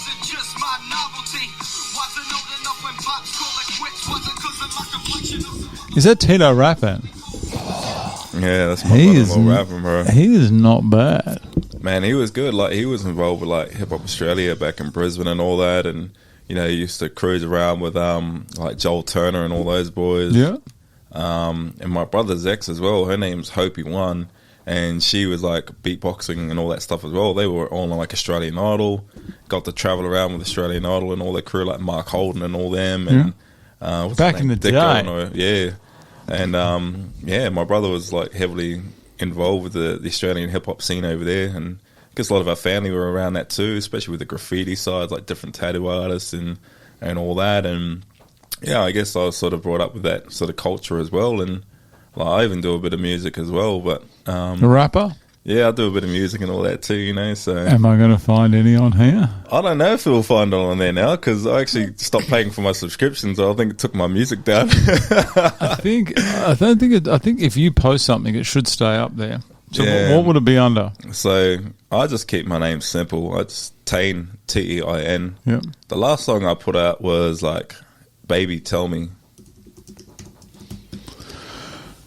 I can't believe I'm finding out all this stuff. I know. It might not even be on there. Is that it? T-E-I-N? Is that how you... Yeah, Tein. I'm not too sure how it works because I feel like it just takes it down. And Some of the stuff we've put up here is still there. You can still find it. Anyway, we'll come back to that. we'll circle back to it anyway. Let's circle back. So your brother-in-law is a rapper. Yeah, and I met him when I was like 8 years old, and you know, he'd come over to a house party because we used to have a lot of house parties and that back in the day, and it was at my sister's place, and obviously that was I'm not sure if that was the hard launch for them together, you know, but yeah, she brought him over one night, and yeah, I remember like because he was rapping that stuff, I heard some of his stuff, and I was like, oh, and I had like a LA Lakers hat at the time, I'm pretty sure, so Aren't you a Knicks fan? I am a Knicks fan, bro. So, but growing up, I wasn't really too like big on, you know, NBA. I was more like I love street ball and all that stuff, so I wasn't really following a team early on. But yeah, I'm a big Knicks fan now. But yeah, I think I had like a LA Lakers hat, and I went up to him that night and I met him, and you know, I felt like he was big for me, you know. So I actually asked him to sign my hat, and I had that hat up in my room for like years and years. You know, it was awesome, and you know, I was a very big follower of like him, and you know, I loved who he was, and he was just very genuine. You know, I loved it. And the thing about him, when I was 8, you know, he's pretty much the same way that he is now. That I'm like 30, you know, and he's like what 43, 44, something like that. Oh, he's an old man. I might be wrong, He's an old man like me. Well, that's what I mean. Like, he just hasn't changed. He's always been who he is the whole way through. And, you know, that's what I love, bro. I love authenticity in people. And then, obviously, he's had a very colourful life as well. I feel like he's done so much in life. He was overseeing, like, Australian mining operations. He got to go to Abu Dhabi, like, Africa. Where else did he go? Saudi Arabia and all those types of places, you know, for, like, mining, you know. So his trade's taken him so many different directions and so many different, like, places around the world, you know, that a lot of people can only dream of. Does he miss the music? We actually started recording some stuff like in the last year as well together, and that was big for us. Like, obviously, I haven't put that out. We're still working on it. Still working on. But I've been so focused on boxing. I'm like, you know, it's hard to sort of be half in, half out with so much stuff. It requires a lot, you know, especially with the work that I do too, and the boxing and to upkeep music and all that. It's hard to sort of find that balance, you know. So enough hours in the day, is there? No, well, that's it. But it's just, you know, I like to focus in on like one thing at a time, or, you know, to be really good at one thing and not just be like fucking average at so many different things at once, you know. Got to go all in on something nowadays. I feel like you got to, and especially with boxing, bro. If I want to take this shit seriously, I can't be half in or half-assing this shit, bro. About round 3, that's when you start to think, shit, I maybe should have done a bit more cardio when everything's hurting. Because I think, what's the platform? Is it 3 2s? That's doesn't sound much. I tell everyone, sprint for 6 minutes. Oh, yeah. See how you feel. Well, the stuff that Jackson has us doing, bro, fuck, we should be well conditioned, bro. That guy. We do a lot of rounds. Like the other week, I done about 10 threes the other week with a few of our other boys in our stable. Big Mitch, I'm not sure if Michael spoke to you about him the other day as well. Big fella, bro. He's tall. He fucking has like another head length over me, and his reach is just, it's fucking annoying, man. Like, fuck you, Mitch. Nah, I love it. It's good because it challenges me. And we can talk shit about anyone. Yeah, I love to talk shit about Jackson, England. Fuck your reach, though, bro. Honestly, it makes me work though, and I like it. You know, I like to be challenged, and I like to be able to adapt to things that may or may not happen in the ring or fucking in life in general. So I feel like it makes you a better person, and it makes you a better fighter in the ring as well. So. Appreciate the hard work. We're getting some solid rounds, and that's what we want, man. We want some good quality rounds to obviously build up the gas tank and to build that experience, and especially under the watchful eye of Jackson England, bro. So to have him in there, not everyone gets to say that you get to train with fucking an elite person like Jackson. It's soon to be world champ from what I hear. Right, I don't know what date or where it's going to be. I have no idea. Yeah, Michael definitely didn't tell me. Yeah, who knows? But who knows? No one knows. Who knows, fella? Cardio wins I believe in 90% of the fights. Cardio wins the fight. You just got to put that on. You got to give the judges what they want, right? Absolutely, bro. And I feel like I'm ready for that too. I feel like I'm good to go. I've been putting my body through, some pretty extreme conditions lately, and it's been awesome. Not only in the boxing ring, but or in the boxing gym. It's also in the gym as well. I'm also getting my Ks up, my road running. Like I just smashed an 11K run just the other day as well, and. My pace for it was like 5 minutes 52, which I feel like is pretty good, especially for like my size as well. It's good. I'm not a fucking runner. That's the first time I run 10Ks, but 10Ks. Yeah, that's the first time I've ever run 10Ks like non-stop, But then because I didn't map out the distance, it ended up being like 11.2. I was like, but I got to like 9.3, and I was like, oh fuck, I'm actually cruising. Like I'm actually surprised myself. But more so, it's the mental battle. It's really comes down to the mindset. And I think mentally I'm like really dialed in now. Like I'm in a different space. I think in a different chapter of my life, and I'm more confident in myself now. And I feel like, I've done so much hard work over the years, and now it's starting to really like pay off. And I think physically as well, it was the biggest change for me last year. Because in that photo that you put up there, I can't remember when it was. I think it was like the middle of last year. But I think it was, from memory, it was about a year ago. And where are we? Your sister's down lower, I think. There we go. It might have been near June or something like that. When is that? 46 weeks. Oh, yeah, almost a year ago. Yeah, well, because this time last year, bro, I was sitting at 130 kgs, and I was, like, really unhealthy, and I didn't realize how bad I got, Oh, there's my old man right there. He lives with us as well, actually, and that's my sister. Well, they're all my sisters, but... That's the one you live with? Yeah, that's the sister I live with, Rosa. Yeah. Big love to her, man. She's done so much for me over the years, and yeah. What's your sister do? She's actually a support worker. Oh, okay. Yeah, she's a support worker in our community. Let's go back. Oh, even repping the Diamond Discipline. I'm trying to look for a photo from you from about 12 months ago where she's even there, mate. There. Way bigger. Yeah, bro. That was... Yeah, when my mum come over, that was end of 2024, I think it was. Yes, that would have been Christmas, yeah. Yeah, so that was obviously, I was probably a bit more heavier then, but it was around that 130 kilos, and obviously that's from going through some shit relationships and putting my own mental health off to the side and drinking fucking alcohol, bro. Like, I used a lot of alcohol to sort of like mask a lot of how I was feeling and using it as like a Band-Aid fix. And it got to the point after a really toxic situationship where I was like, fuck, this is not who I want to be. I don't want to ever be a part of this. And I feel like shit every day, I was like, I need to make a change for myself. And that start for me was to like give up alcohol. I joined up with a men's group in Mandurah called Barefoot Raw. And when I started going to see them, you know, it was good because there's so many other minded men, you know, that are also hurting and going through their own trials and tribulations. And after, like, when I went to counselling and that stuff, I was already on, like, that turning point for myself. So when I got involved with Barefoot Raw, like, it was huge for me because I was like, oh, I actually want to be better for myself, and, you know I can be better. And it's awesome when you got other men that are going through it with you as well. You know, you sort of hold each other accountable, but you're also there to, like, lean on each other too, you know, if need be. And then the beginning of last year was like, all right, if I want to be a better version of myself, I need to be physically healthier, you know, physically more fit. And when I was going through all my shit, usually we start doing all the things that we love to do, right? You know, and mine just turned to alcohol, and I gave up going to the gym. I stopped doing boxing and all that, and, you know, I wouldn't do the shit that filled up my cup, you know, in a good way. It was just like I was existing a lot of the days and just trying to get through each fucking day and each night, you know.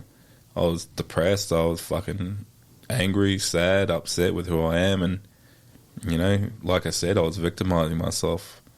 And then it got to the point I was like, you know, I need to change, and I was like, I just need to start now. And I don't realize, like, you don't realize how bad you get, especially when you're looking in the mirror like that, until where I am now. And I look back at those photos and I was like, fuck, man, like, I feel like I was only just a shell of myself back then, and, you know, not even half the man that I used to be, and putting on so much weight. And that's the heaviest I've ever been in my life, like 130 kilos. And to, like, yeah, to be sitting here now, and I've dropped like 23 kilos in the last year, bro. Like, I had to do so much work, and I was like, it took a while for me to get to that point, and I just got to accept that. I just got to keep turning up day by day. It's just going to take a step at a time, and, you know, just keep on doing the little things, right? You know, staying off the alcohol, just choosing to surround myself with the right people, and, you know, just doing positive things, just turning up in the gym, you know. And even if it's days where I didn't want to go, it's just I really let that discipline take over, or you know, or even if I do have bad days, I'm like, all right, accept it. I'm not going to, like, you know, pressure myself about it, you know, just accept those days. We all have good and bad days, right? And it's just like not letting that get to you, you know. All right, what's one day? Put it off, come back stronger the next day. And that's pretty much how I sort of rolled for the last year. But now I feel like I'm in a fucking great place, bro. And even with the 23 kilos coming off, I still feel like there's still so much work to be done, though. This is still only the beginning for me. And I guess with PCR, because Michael only brought it to my attention like end of last year, and that was my new purpose, especially for training. I feel like I'm a dude that needs purpose in life. And that's through everything that I do, you know, purpose for my training, purpose for the work that I do in community, you know, purpose for everything. That's how I need, bro. I need to feel like I'm contributing something to, like, society or to my family, or bringing value to other people, you know. But for me, this last year, it's been about bringing value back to myself and doing more things for what I want to do and for myself, you know. So whereas I felt like I used to be try and do it for everybody else, you know. I tried to bring other people up and push myself to the side, especially with relationships. I used to sort of put all my worth or all my world into the other person, which is wrong, you know, because that's not what a relationship's about. And I guess that's just like trauma and, you know, other insecurities coming out. So that's what I had to work on. And I was like, nah, you need to, if you want to be a better version of yourself, you need to pour that love that you put into other people into yourself. And I feel like I've done exactly that in the last year, and this is a new version of who I am now. And, you know, this is still in the beginning, and I can't wait to see the version that I'll be this time next year as well. So I'm excited, man. You mentioned that you just people seem to exist. I think a lot of people are caught in that, where they've got so much on that they can't take on anything else, and they really are just in damage control the whole time. A lot of people, and I've spoken to a lot of people who are in that, and I have some friends who may be in that situation now. So would you have any advice for them? Do you have to, I guess you have to recognise that there is an issue first. That's the first thing. I think that's the biggest, bro. I think the biggest for me, like, I had to acknowledge that I wasn't in a good place, or, you know, I felt like I'm in a bit of a rut, because you can't go and change other people and that stuff, you know, and you can't go do the work for everyone else as well. You know, like, no one could change me, no one could make me go back to the gym and that stuff. That all comes down to me, you know.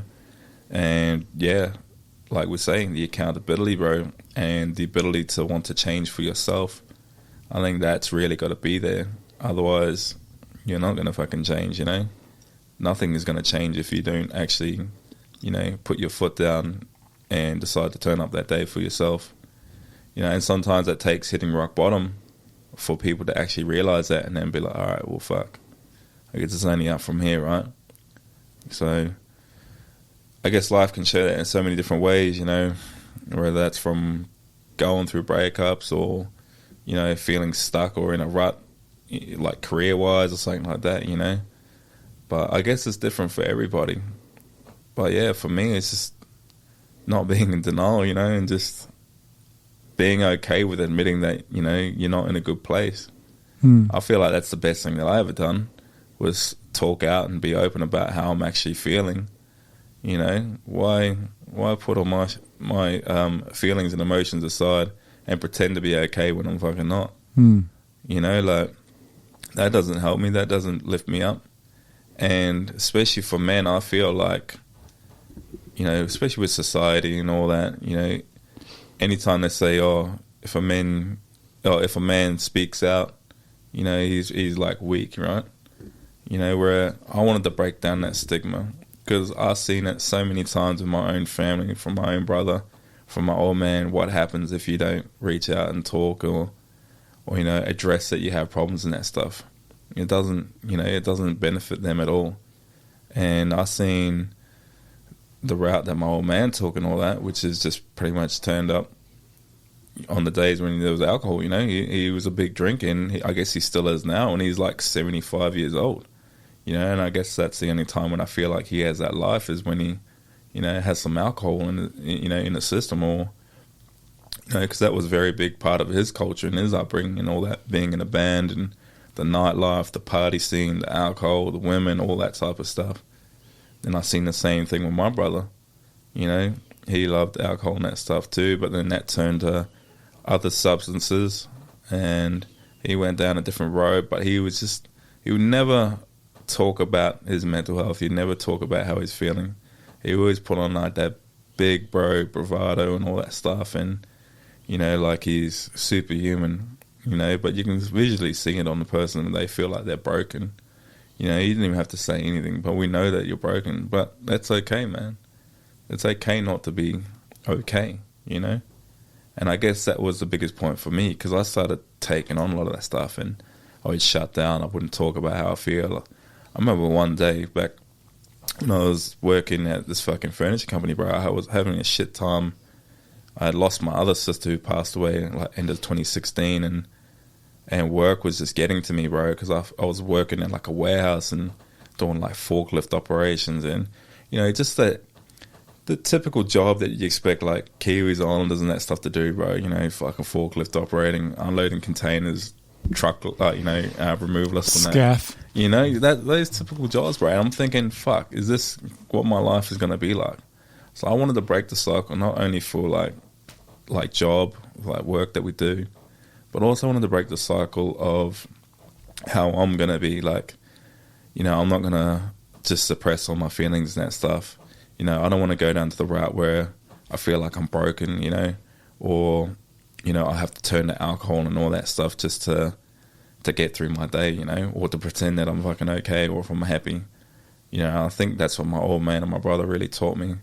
And it's been the best thing ever since, bro, because you think like as soon as you come out and be like, all right, I'm not okay, you think that everyone's just going to be like, oh, fuck, you know, what a fucking silk and all this stuff, fucking girl, you're a man up and all that shit.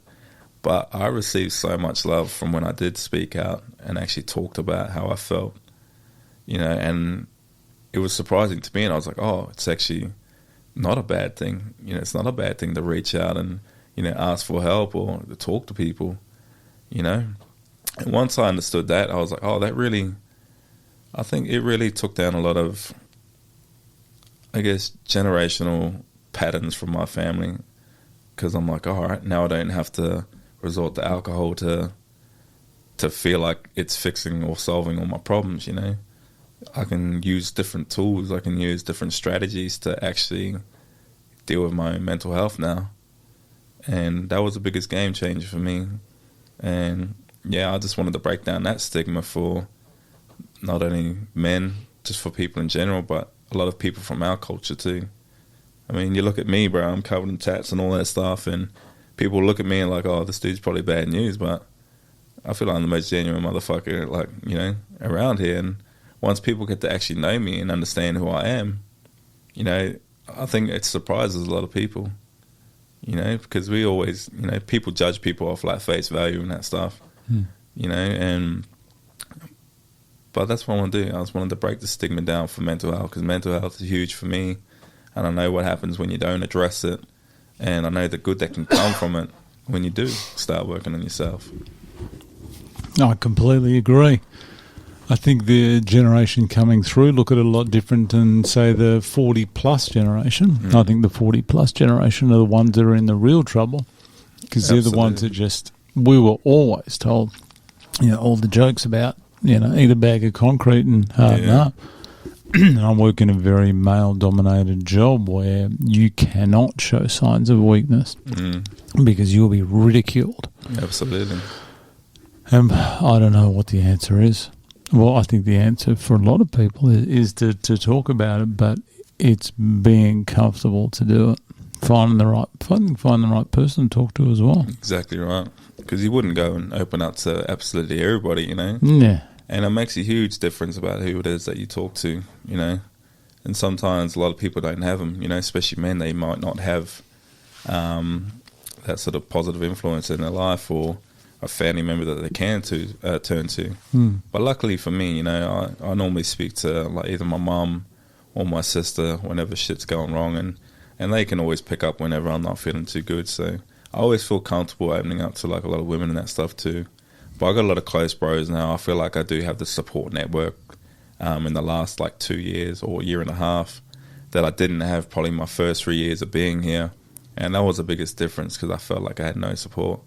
I felt like it was just me, even though I have like a lot of family around me, but I just felt like I didn't really have that outside support. And once I sort of got involved with this group and started making a lot more mates, and, you know, that we all do positive things together. You know, we go to the gym, we train, we go catch up for coffee, we go out for walks, go for runs, you know. We just do a lot of positive stuff. And being physical as well, I think that's a huge help. Bro, it's huge for me, bro. And then we get to punch each other in the head at the same time as well. How good is that, eh? Someone gave me as close as you can get, right?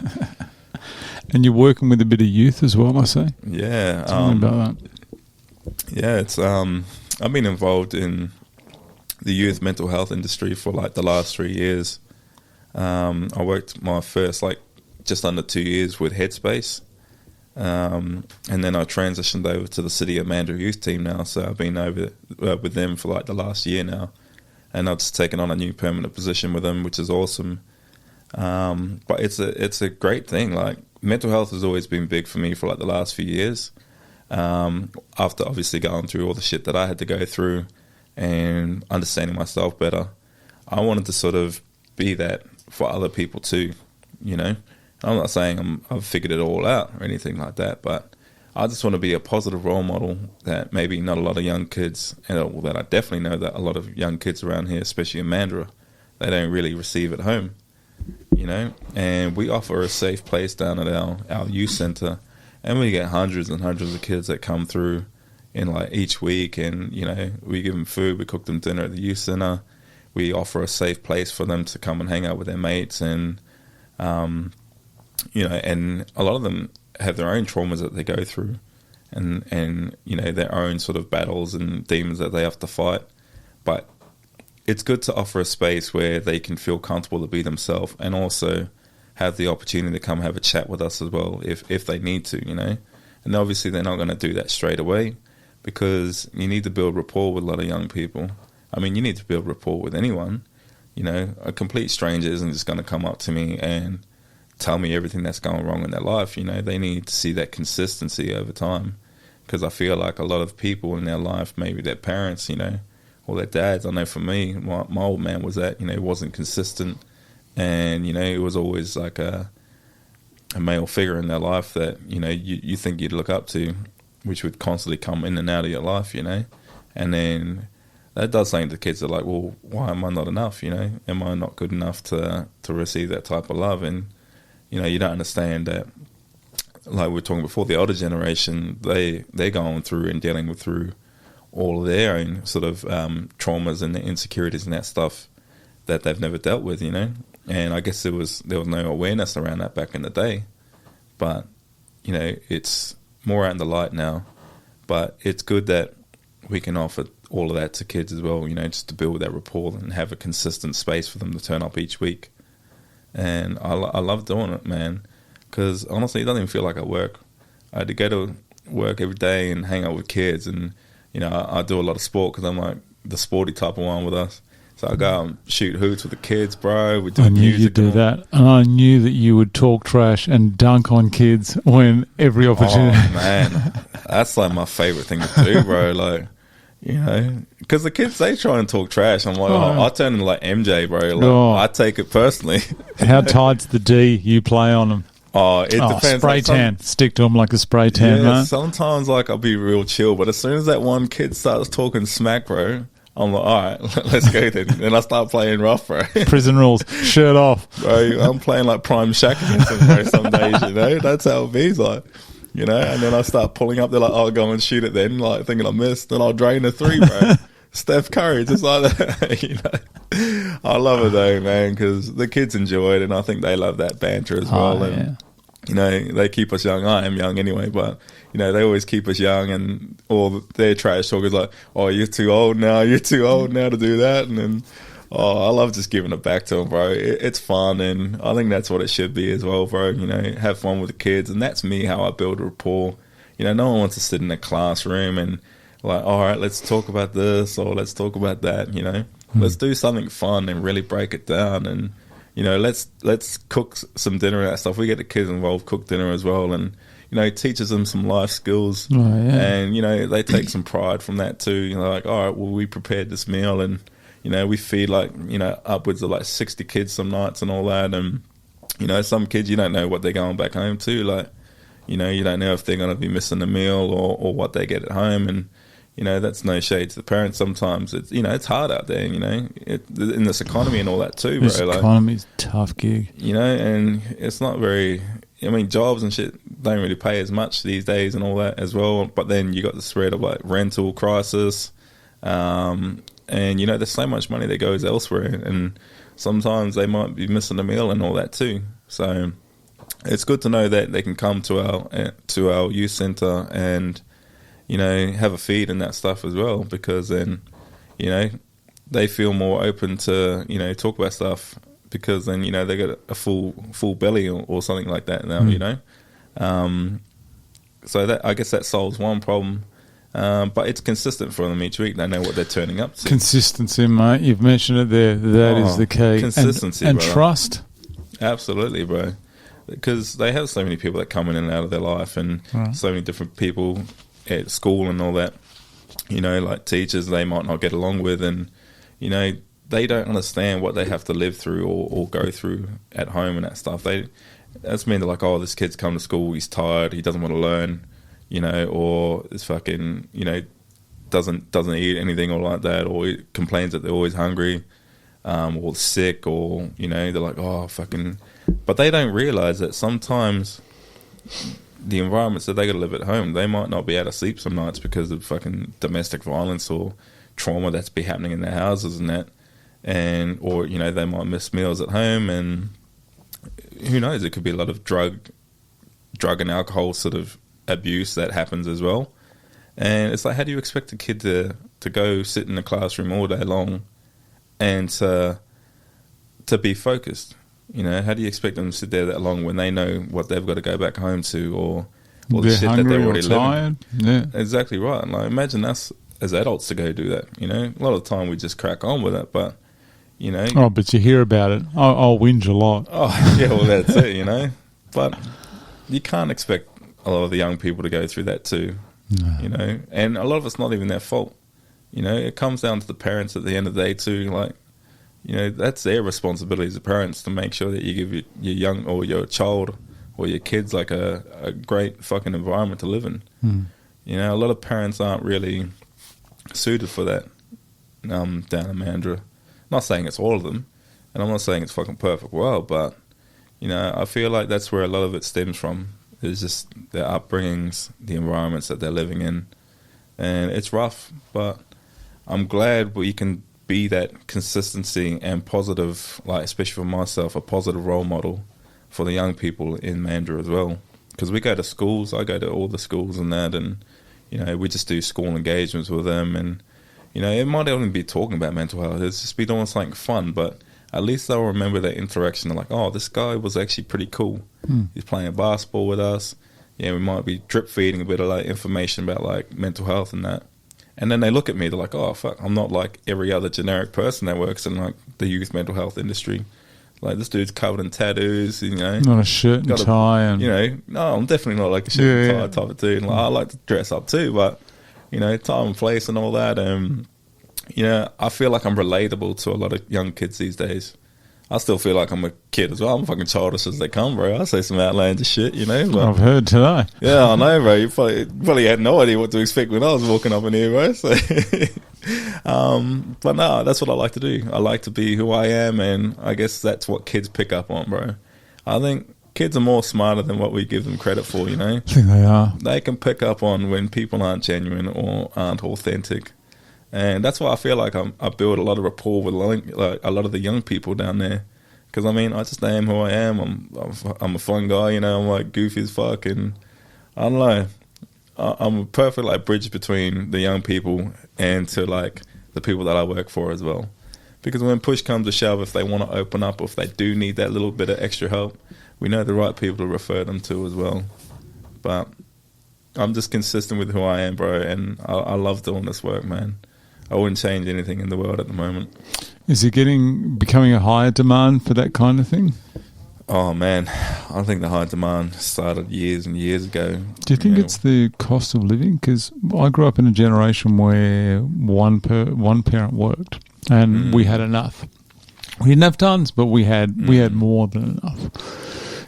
I seen something pop up on Facebook the other day where they done the comparison from back in like, I don't know, 40s, 50s, 60s, whatever, to what it is now. And they were saying, you know, we lived fine enough, you know, when it was the one parent working, one parent staying at home and owned a 3-bedroom house and all this stuff. And, you know, everything was all good. 7 years wages to pay off a house. Yeah. And then obviously the big jump now, it's like, well, both parents are working, you know, and then all the fees and childcare. And I know childcare is like fucking expensive as, and you got the mortgage, which is taking years to pay off on that, you know, and it just shows how much more stress is involved now. But I don't really know what it comes down to. Probably, yeah, economy and all that stuff, but the economy, I believe, is driven by people wanting stuff. People wanting the holiday, seeing Instagram, seeing people frolicking in the snow one day and then lazing on a beach the next day with great bodies. Let's get some new lips. Let's get some big, you know, choppers. That's when we go back to social media, when we only see the best sides of everybody as well. And everyone's comparing themselves. They're like, oh, fuck. You know, I feel like that's why a lot of relationships are fucked up these days too, is because they're comparing their life to someone else's that they have no idea, you know, what they got to go through. All they see is, oh, I'm going to different hotels, I'm driving this fancy car. I'm like, oh, well, this is all I got, you know. So I feel like there's always a comparison, you know, in those relationships. But with social media, I feel like that's one of the biggest things. I think for kids as well, I feel like they compare too much with the social media sides of like the things that they don't have, you know. And it's the lies. That's what gets to me, is how people live, like how they believe they are financially. Well, there's no fact checking on anything. Some people go, you know, I owned 6 houses by the time I was 21. You go, oh Jesus, I wish. Yeah, I've just got up to the next level on NBA 4K. Jeez, that's my achievement by 21.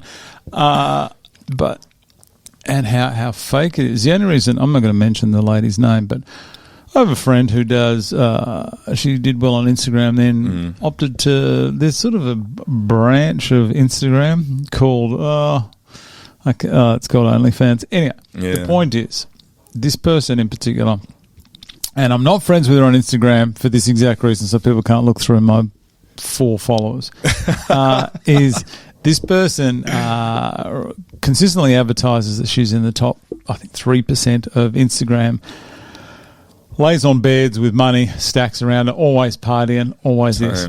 And they're thinking, and all these girls are thinking, all I got to do is do OnlyFans, and this girl can do it, I can do it. Right? This girl still is, and she is a wonderful young lady, and I get on very well with her. But she still has got to work in retail. And this is nothing against people working retail. I have respect for retail workers. But she has to work full-time in retail just to get by. But on Instagram, she has, it's like a double life, eh? It's not real.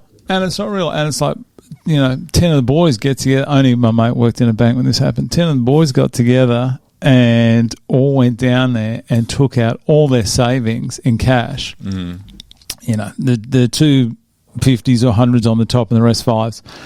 And they took all their photos with the stacks, and they took the photos and then straight back to the bank and putting it in their account. Like they had a combined $3,000 or something. But in these stacks, they look like they were just rolling in it. Shit, eh? And it's how fake it is. Yeah. I think that if there's some way we can fact check some, I reckon the only thing that's going to save social media is by it saying there's a little, watermark in the corner. This has been Photoshopped. This is AI. This is not real.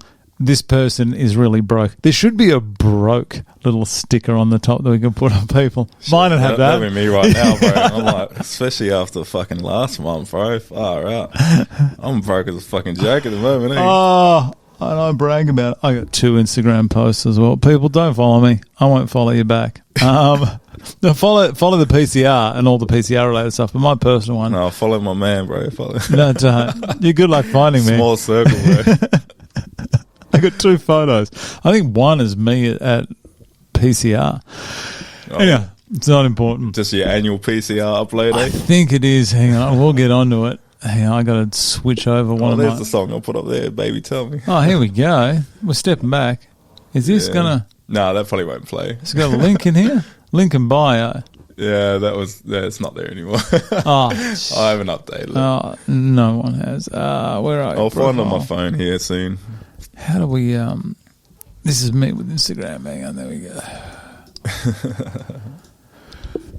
Let's have a look at how many Instagram posts I have here. This is Brad O'Day 4, by the way. I don't normally tell people my last name. Let's have a look at my profile. There we go. Let's get them followers up. 2 photos. Baby.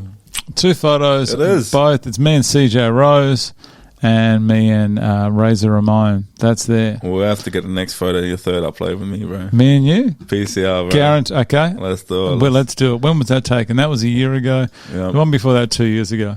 It's like, hopefully I get a fancy belt like that too, bro. They're good. They're good, the belts.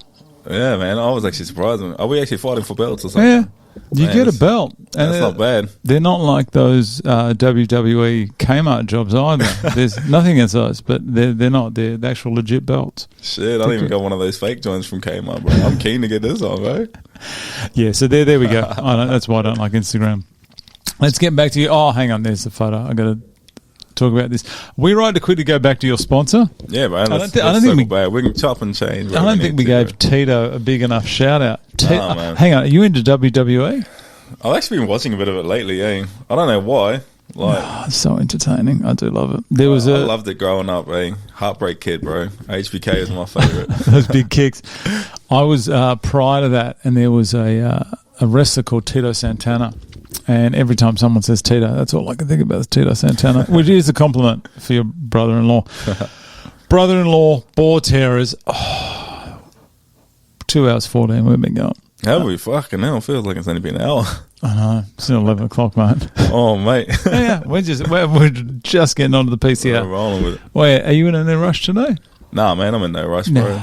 Never in a rush. We chilling, bro. We chilling. Boar Terrors, when you ask Tito and the crew from Boar Terrors, did they say, yep, we're sponsoring you?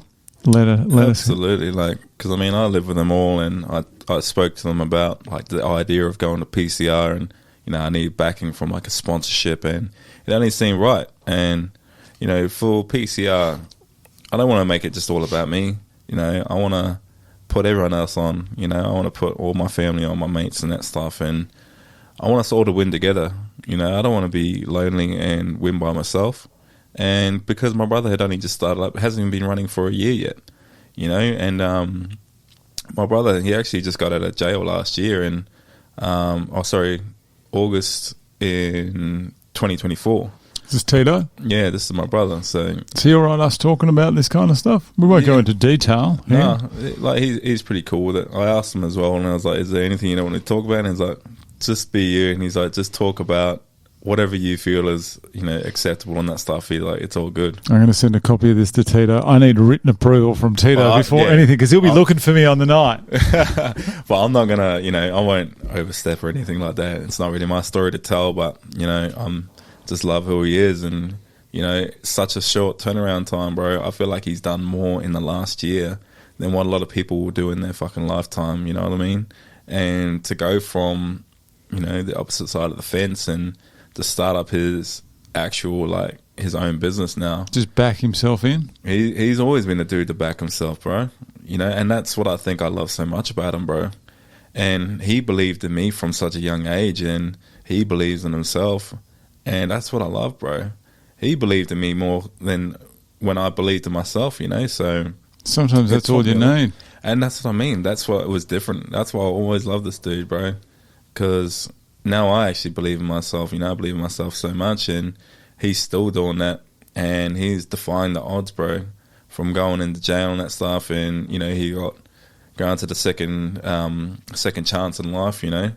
And it's amazing what he's done with it, second chance. You know, he's fucking taken it and just run 100 miles with it. And just getting back to, you know, what he's good at doing, you know, which is in the mining operations. He's a big name over here in Perth as well. He's worked with so many different companies and that stuff, and building up other companies. And I guess now it's a point where he's just pouring back into himself and wanted to start a legacy for himself and his own family. And obviously, you've seen in the photos before, my nephews, you know, now they're starting in their new chapter and like taking after him, you know, following in his footsteps. And yeah, because hasn't even been running for a year yet. I spoke to my brother. I was like, this is what I want to do, PCR. I want a sponsorship. It'd be good if I can, you know, box representing the family and that stuff too. And, you know, that's exactly what you see on the shirt here. There's Boar Terrors, bro, the little blue boar. What's this underneath it?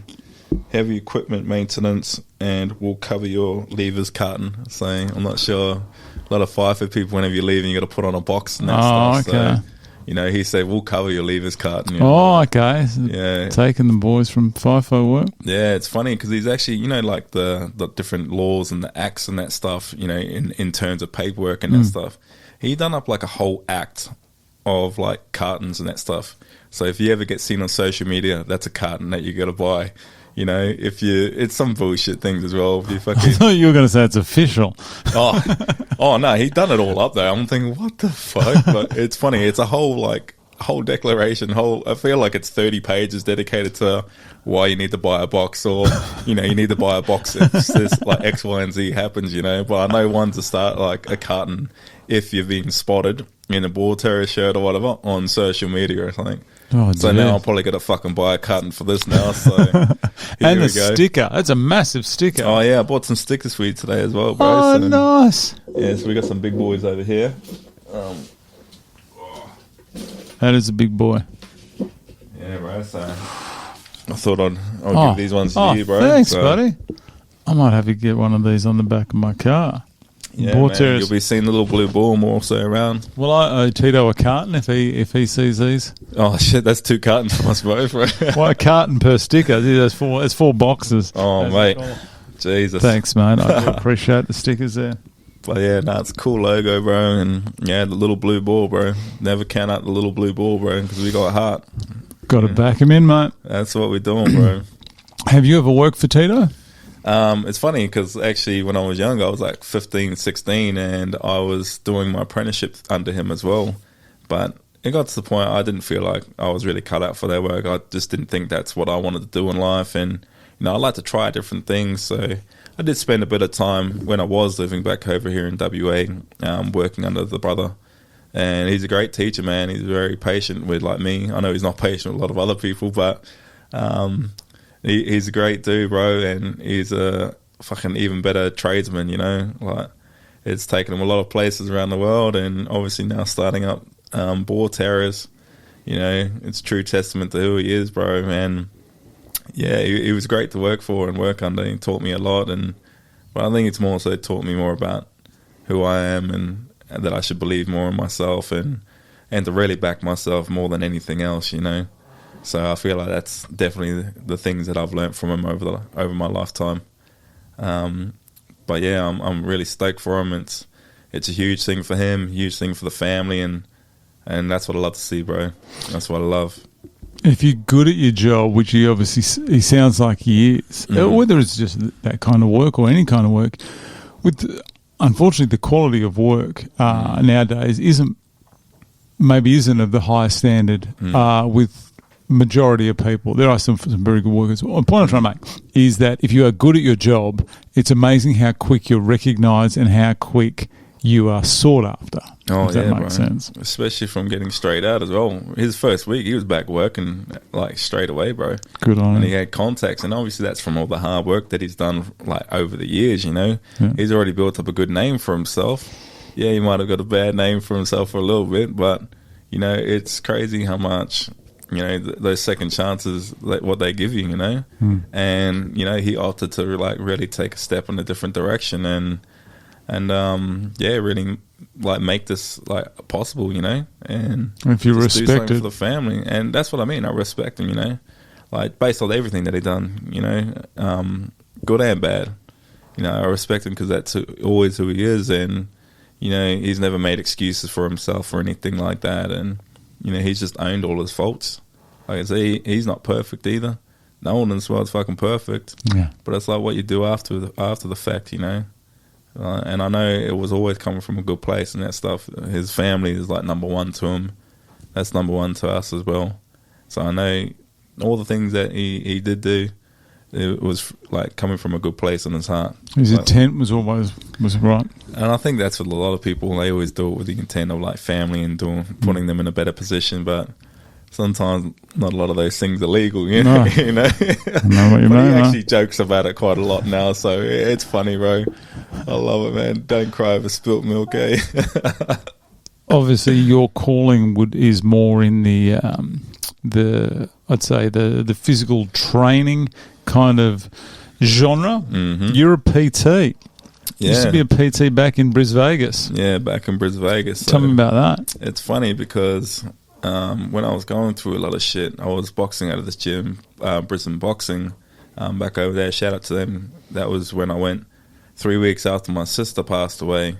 And then sort of fast forward, I think that was around about like 2016, 2017.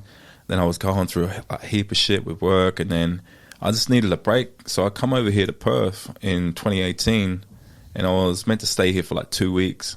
I ended up staying here for like 8 months, eh? First couple of months I was like partying and just fucking doing whatever I want, going out with a brother, and this is when he was doing other stuff at the time, and we were like living a cool life, and it was real fast paced and shit. But then it settled down. I was like, all right, what is it that I want to do now? Because I ended up leaving the warehouse and all that and doing my forklift operations. I was like, what is it that I want to do? So then I seen this thing pop up on my Facebook, which was the Australian Institute of Fitness here in Perth. Do the one down in the city? They're still in there? In the city. I'm not sure if they're still there. I think they rebranded as well.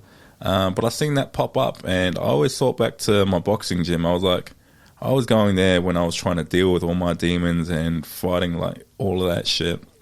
And I knew a few of the trainers there at the time, they might not have known it at the time, but they actually really helped me a lot just from treating me like a human, just going to the gym every day when I was fucking just numb. I felt broken, and I just wanted to punch the bag at the end of the day, just so then I could feel numb at the end of it. And then it'd be Groundhog Day, start the next day from scratch again. yeah, so then I moved here and I was like, that's what I want to do. I want to be a PT. So I took on the course, smashed, done it full time. So I was traveling up from Mandurah every day to the up to Perth City. So on the train like every day. So I was like really determined. I was dedicated to it. And I wasn't as physically fit back then either. But then that sort of come afterwards as well. And it come to the like October in 2018. So I was nearing the end of my course. And I was about to be qualified. I think I had about like 8 weeks of like shadowing that I had to do through PTs at other local gyms in Mandurah, which I sourced out. And I remember one night I was chilling playing Madden in our media room at home, and I seen all these lights flickering on the front wall. So in our house, there's the front door here which comes through. There's a wall, and then the media room here. And I was like playing Madden on the big projector. I see all these lights flickering on the wall. Red and blue lights? Oh, there were flashlights and that stuff. And I was like, what the fuck? I was like, well, everyone knows where we live. I was like, what does people need a torch? I seen my sister walk past. She walked back. Then I seen my brother walk past. And then he walked back. And then there's like 7 police officers following him. I was like, holy shit. And then the dog squad and all that, they all rocked up as well. And before I knew it, the house was getting raided, So the house got raided that night. They got there at like 7 o'clock in the evening, and they didn't leave till probably about like 3 a.m. in the morning. They fucking turned the house all upside down, and then they were like interrogating all of us. Like took my brother, my sister, and then like I had to get interrogated too, and just see if there's any sort of like, if I was affiliated with any of the stuff. But they were good with the kids and all that too. But still traumatizing for a lot of the kids. That photo that you seen at Harlem, bro, he would have only been, 11, 12. And it was actually the night before his actual birthday as well of Harlem. So, and that was like critical years for him, that you don't get to see your dad for like 7 years, So that was pretty full on. And then obviously I'm trying to juggle all that stuff too. Like I'm like not really earning an income just yet. And all of a sudden we go from living all fine to like, oh fuck, what are we going to be able to keep? Like, we're going to lose the house. Are we going to like, what is it that we're going to like have to get confiscated and that? And that was rough, because then every day to day we just went to like, oh, who knows what's going to happen now? Who's going to turn up? All that type of stuff. Meanwhile, I'm still like paying off this course to get qualified, and I'm still like 8 weeks away from being finished. And it was hard, like financially, because I wanted to be like able to contribute and all that too. And that was a full-on time. So trying to manage all this stuff with cops coming through, fucking worried about gangs and shit. But then also to be focused enough to finish all my work and keep going up to the city every day. That was just a hell of a time. But I'm glad I like pursued through it. But then ultimately I had a conversation with my sister one night, and she was like, I think it's probably better off that you just go back to Brisbane at the time, which was hard, because I felt like I was like really abandoning her. And that's something that I sort of regret still to this day. So you moved back to Brisbane then? I moved back to Brisbane in 2018 because I had lined up a job back at my boxing gym, which was Brisbane Boxing. So from 2018, I pretty much flew back, and another trainer left at the time. So I was only offered like a couple of days a week, but then another trainer left, which was like perfect timing, And I feel like there's no such thing as perfect timing. It was like sort of meant to be. And then before I knew it, I was doing like full-time work as a PT, as a boxing trainer over in Brisbane. And I loved it, man, because I knew what it done for me, for a person to come into the boxing gym maybe for the first time, or to understand why they're coming to the gym as well. Like, I seen this thing from Jay Shetty the other day, where it's like a bird's eye view of so many people walking through a city. And it's like, we're all selfish that we don't think about everything else that other people are going through. And it might be, somebody's just lost their parent or something like that. Someone's just lost their job. Fucking someone's dealing with the anxiety, depression, or, you don't know what people are going through. But everyone comes to the gym for one reason, or a similar reason. And that's what I wanted to do. I wanted to give back, because it made me feel like I was giving value again, like I'm contributing back, or I'm making a difference. And that's what I wanted to do. I felt like it wasn't only just physically that I was helping people. I felt like it was helping more for their mindset as well, for their mental health. you know, and then eventually you start talking to people, you know, and it was more so about talking and having those genuine connections with people rather than just training. You know, training just become a part of it. And it was more so just opening up, and they're like, oh, I feel really good. Because that's what it really happened for me. When someone actually cared about and actually asked me how I'm doing, you know, that was a game changer for me. And I think that's always stuck with me. And that's how I sort of want to operate moving forward, especially with my PT work that I'm doing now. Because I'm starting up my boxing PT again, which is what I was doing back in like 2020 and that after Brisbane boxing. But yeah, it's good to be able to be in a position where I'm working out of Maury's martial arts now and like renting the space there and offering my one-to-one PTs with boxing to coincide with like the youth work that I do. You know, it all works hand in hand with everything that I'm doing. You know, it's all links in together. The boxing, the mental health side of things, the physical fitness, like it all comes together. And I'm glad I can offer those sorts of services. And it's good to get back to my roots because that's where I feel like I was most happiness. Like when I was a PT, you know, or back in the physical space, back in the boxing gym, that's where I felt like I'm the best version of myself, you know, I'm the happiest version of myself when I'm doing that. So the gym is one of the very few places that people go there. They choose to go there. They may say, well, I feel guilty if I don't go there. Well, that is the case, but it's one of the very few places that people go somewhere to feel better about themselves and to and I see the value. PTs aren't just about getting you ready for summer kind of thing, to get your gear off at the beach and wear those bathers that all the girls are wearing now that are too revealing. Stop that. Go back to the old ones. Hey, we're getting to a different side of the podcast now. But yeah, I do see the importance of it. How did COVID go for your business? How did that little chestnut go? That's COVID. I think COVID just fucked up everything for everybody, bro. And do you remember when we were in it? Everyone goes, "I cannot wait till we come out the other side, and there's going to be this whole new." You know, everyone's business ideas, everyone's get a chance to reset. We've come out way worse. It's almost like things aren't great. Let's have COVID. Let's throw fucking fuel on this fire. We're worse off now. Way worse. I remember for the first majority of COVID because I just left the boxing gym, Brisbane boxing, and there was a lot of uncertainty. I remember watching the news on like that Sunday afternoon when they made the official announcement that like all these places will have to close shop pretty much as of 11 o'clock or 12 o'clock on Monday morning. And they went through a list, and then I didn't hear the gym on there. I was like, oh, fuck, we might be sweet. And then they circle back and they're like, all right, gyms are also another place that has to close. I'm like, oh, shit. And then I guess we just hit like... to that point, we're like, oh, fuck, we go to instant panic mode. We're like, oh, shit, what is it we do? How are we going to live? Like, how are we going to, like, afford to do anything like that? Like, what the hell is the actual go? Panic.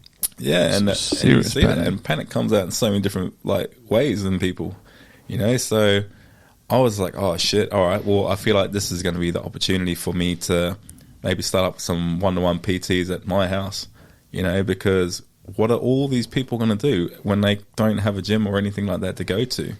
And it's like they didn't say anything about like doing one-to-one PTs at home and that, but you know they were very quick onto that anyway. Just keep that on the quiet. Yeah, well that's it, and that's pretty much what it was, bro. Like little cash jobs here and there. Oh, hey, whoa.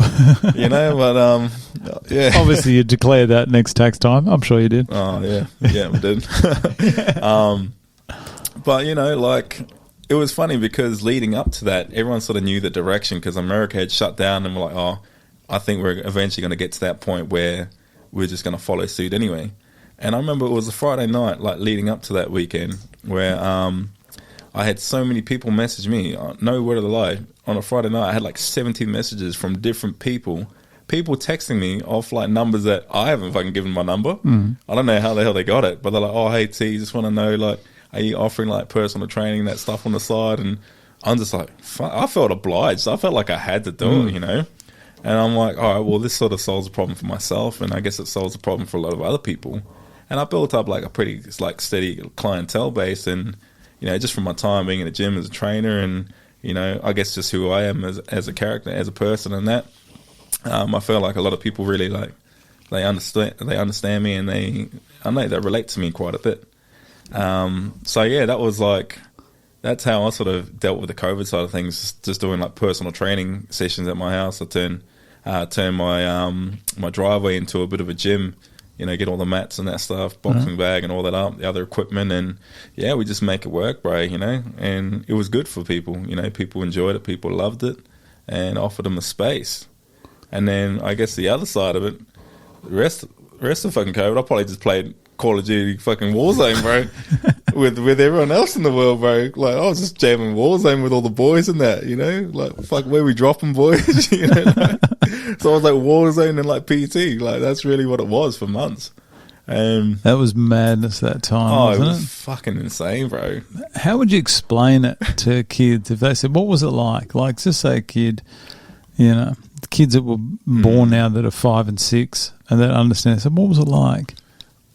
I don't even know how to put it. No, it's weird. It was brought out the best and the worst in people.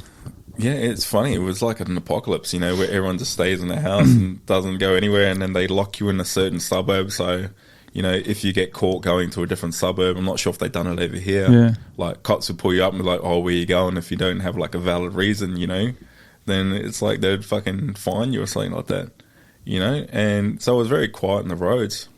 I love that. But then, yeah, it's always good for driving, especially in Brisbane, bro.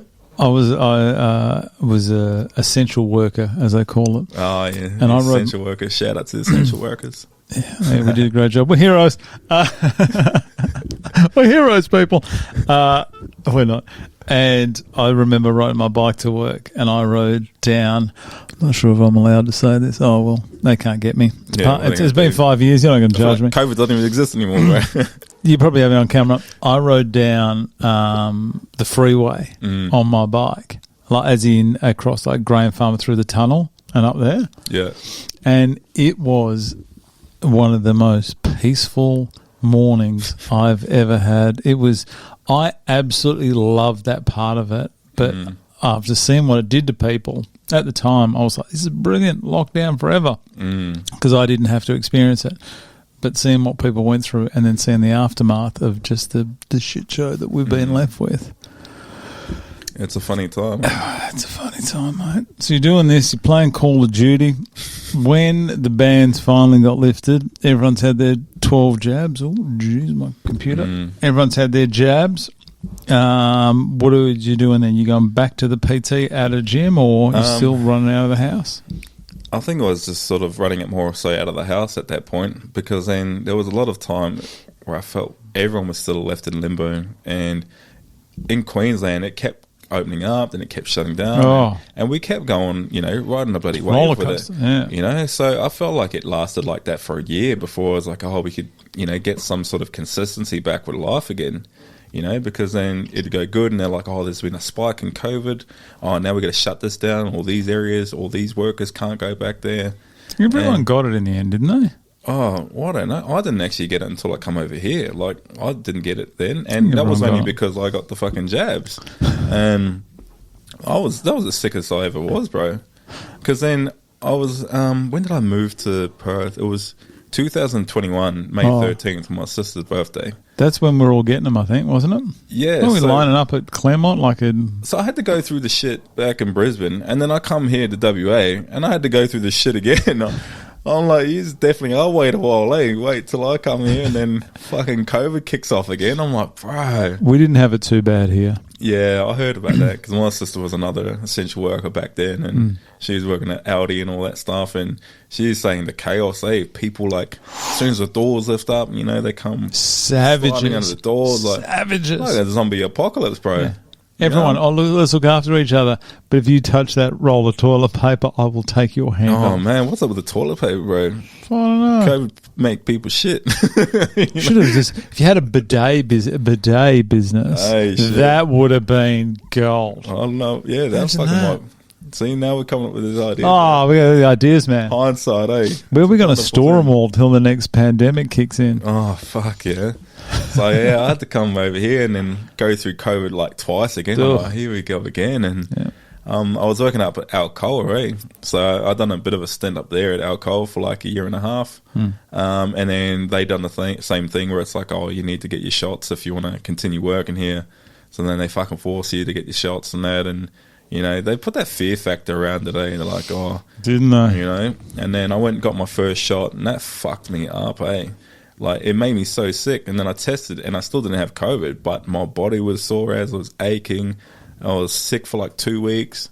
And then they're like, all right, now you got to get your second jab. You're like, for fuck's sake. And then that made me sick as, and I still didn't even actually get COVID because I was testing myself and I was just really like sick. And then I had to do the third one. That wasn't as bad. But I'm just like, I've never been more sick in my life until I actually took those shots, you know. I was fine leading up to it. And as soon as I get that, I'm fucked, you know. But it's stupid. And now that we look at it, it doesn't even feel like it bloody happened.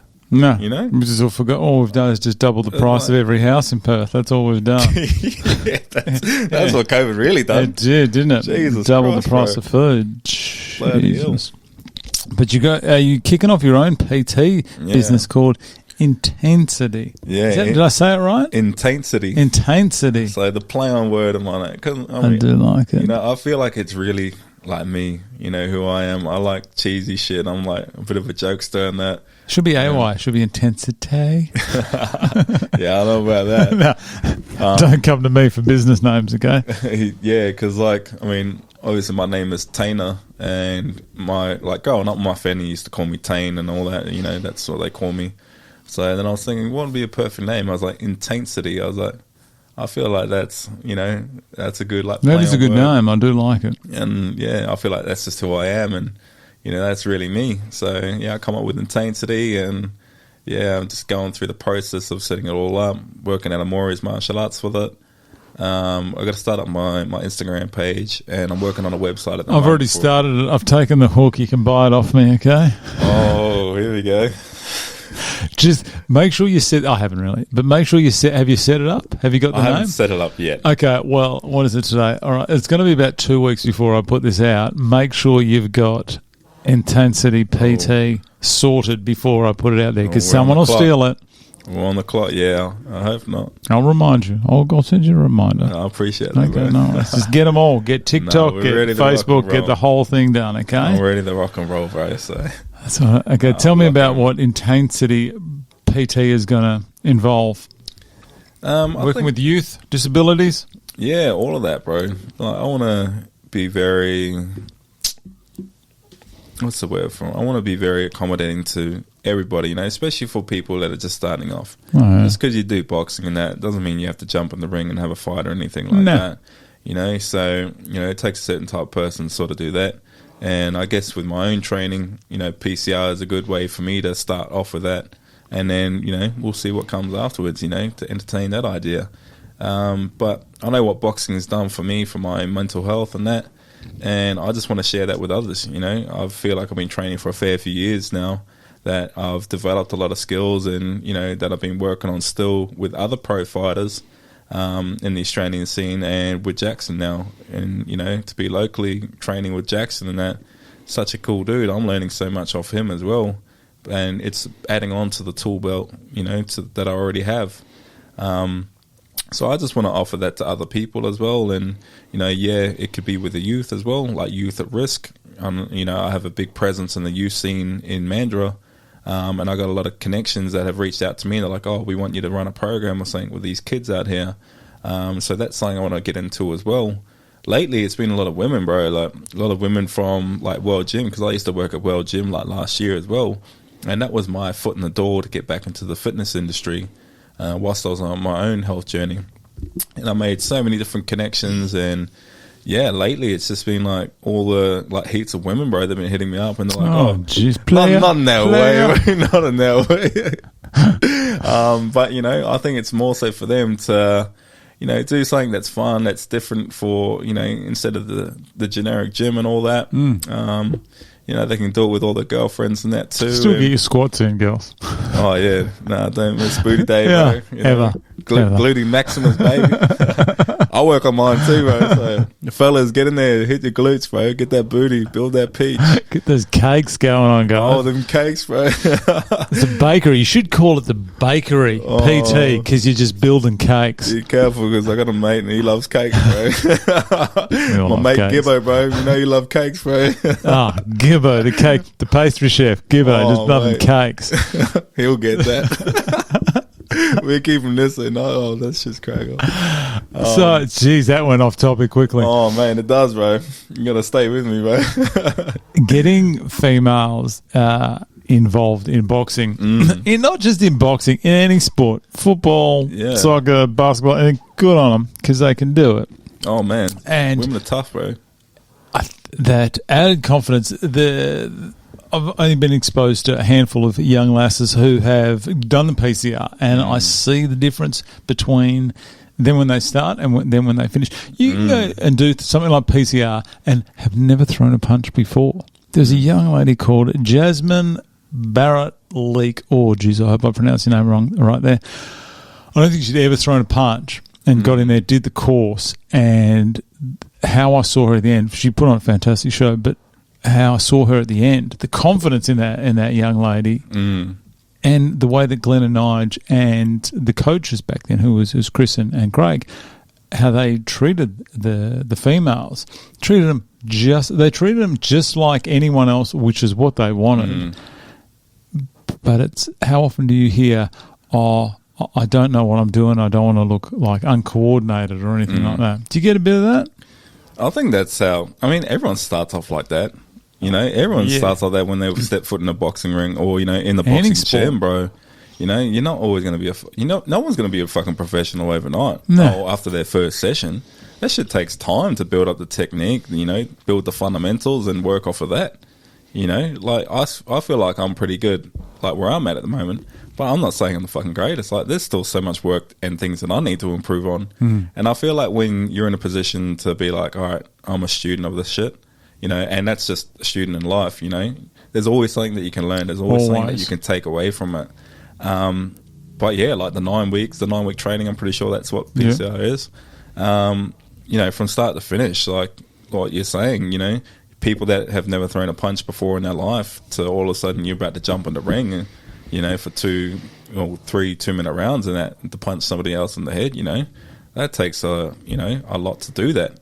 But I guess that's where it all comes through, like the hard yards that we put in the training and all that. It really unfolds on fight night, and you don't just grow as, I guess, a boxer or a fighter or anything like that. You grow as a person as well. You've picked up so many other skills, and I think one, just having the confidence in your own ability. Like I think that's the biggest for a lot of people. We always sell ourselves short, and I feel like that teaches us the life skills and the ability to actually go out there and just put into practice what you've just learned or for like the last few weeks. So everyone comes out better. That's absolutely, bro. Like, we all start the same. We're all fucking shit when we go in there first. You're like, oh, fuck, I'm terrible. But they match you up evenly. Oh, man. I swear, I got to tell people this every time. I swear to you, they want it every fight as close as possible. Some people go, oh, that's a mismatch. I'm going to get pieced up. I'm looking forward to it, bro.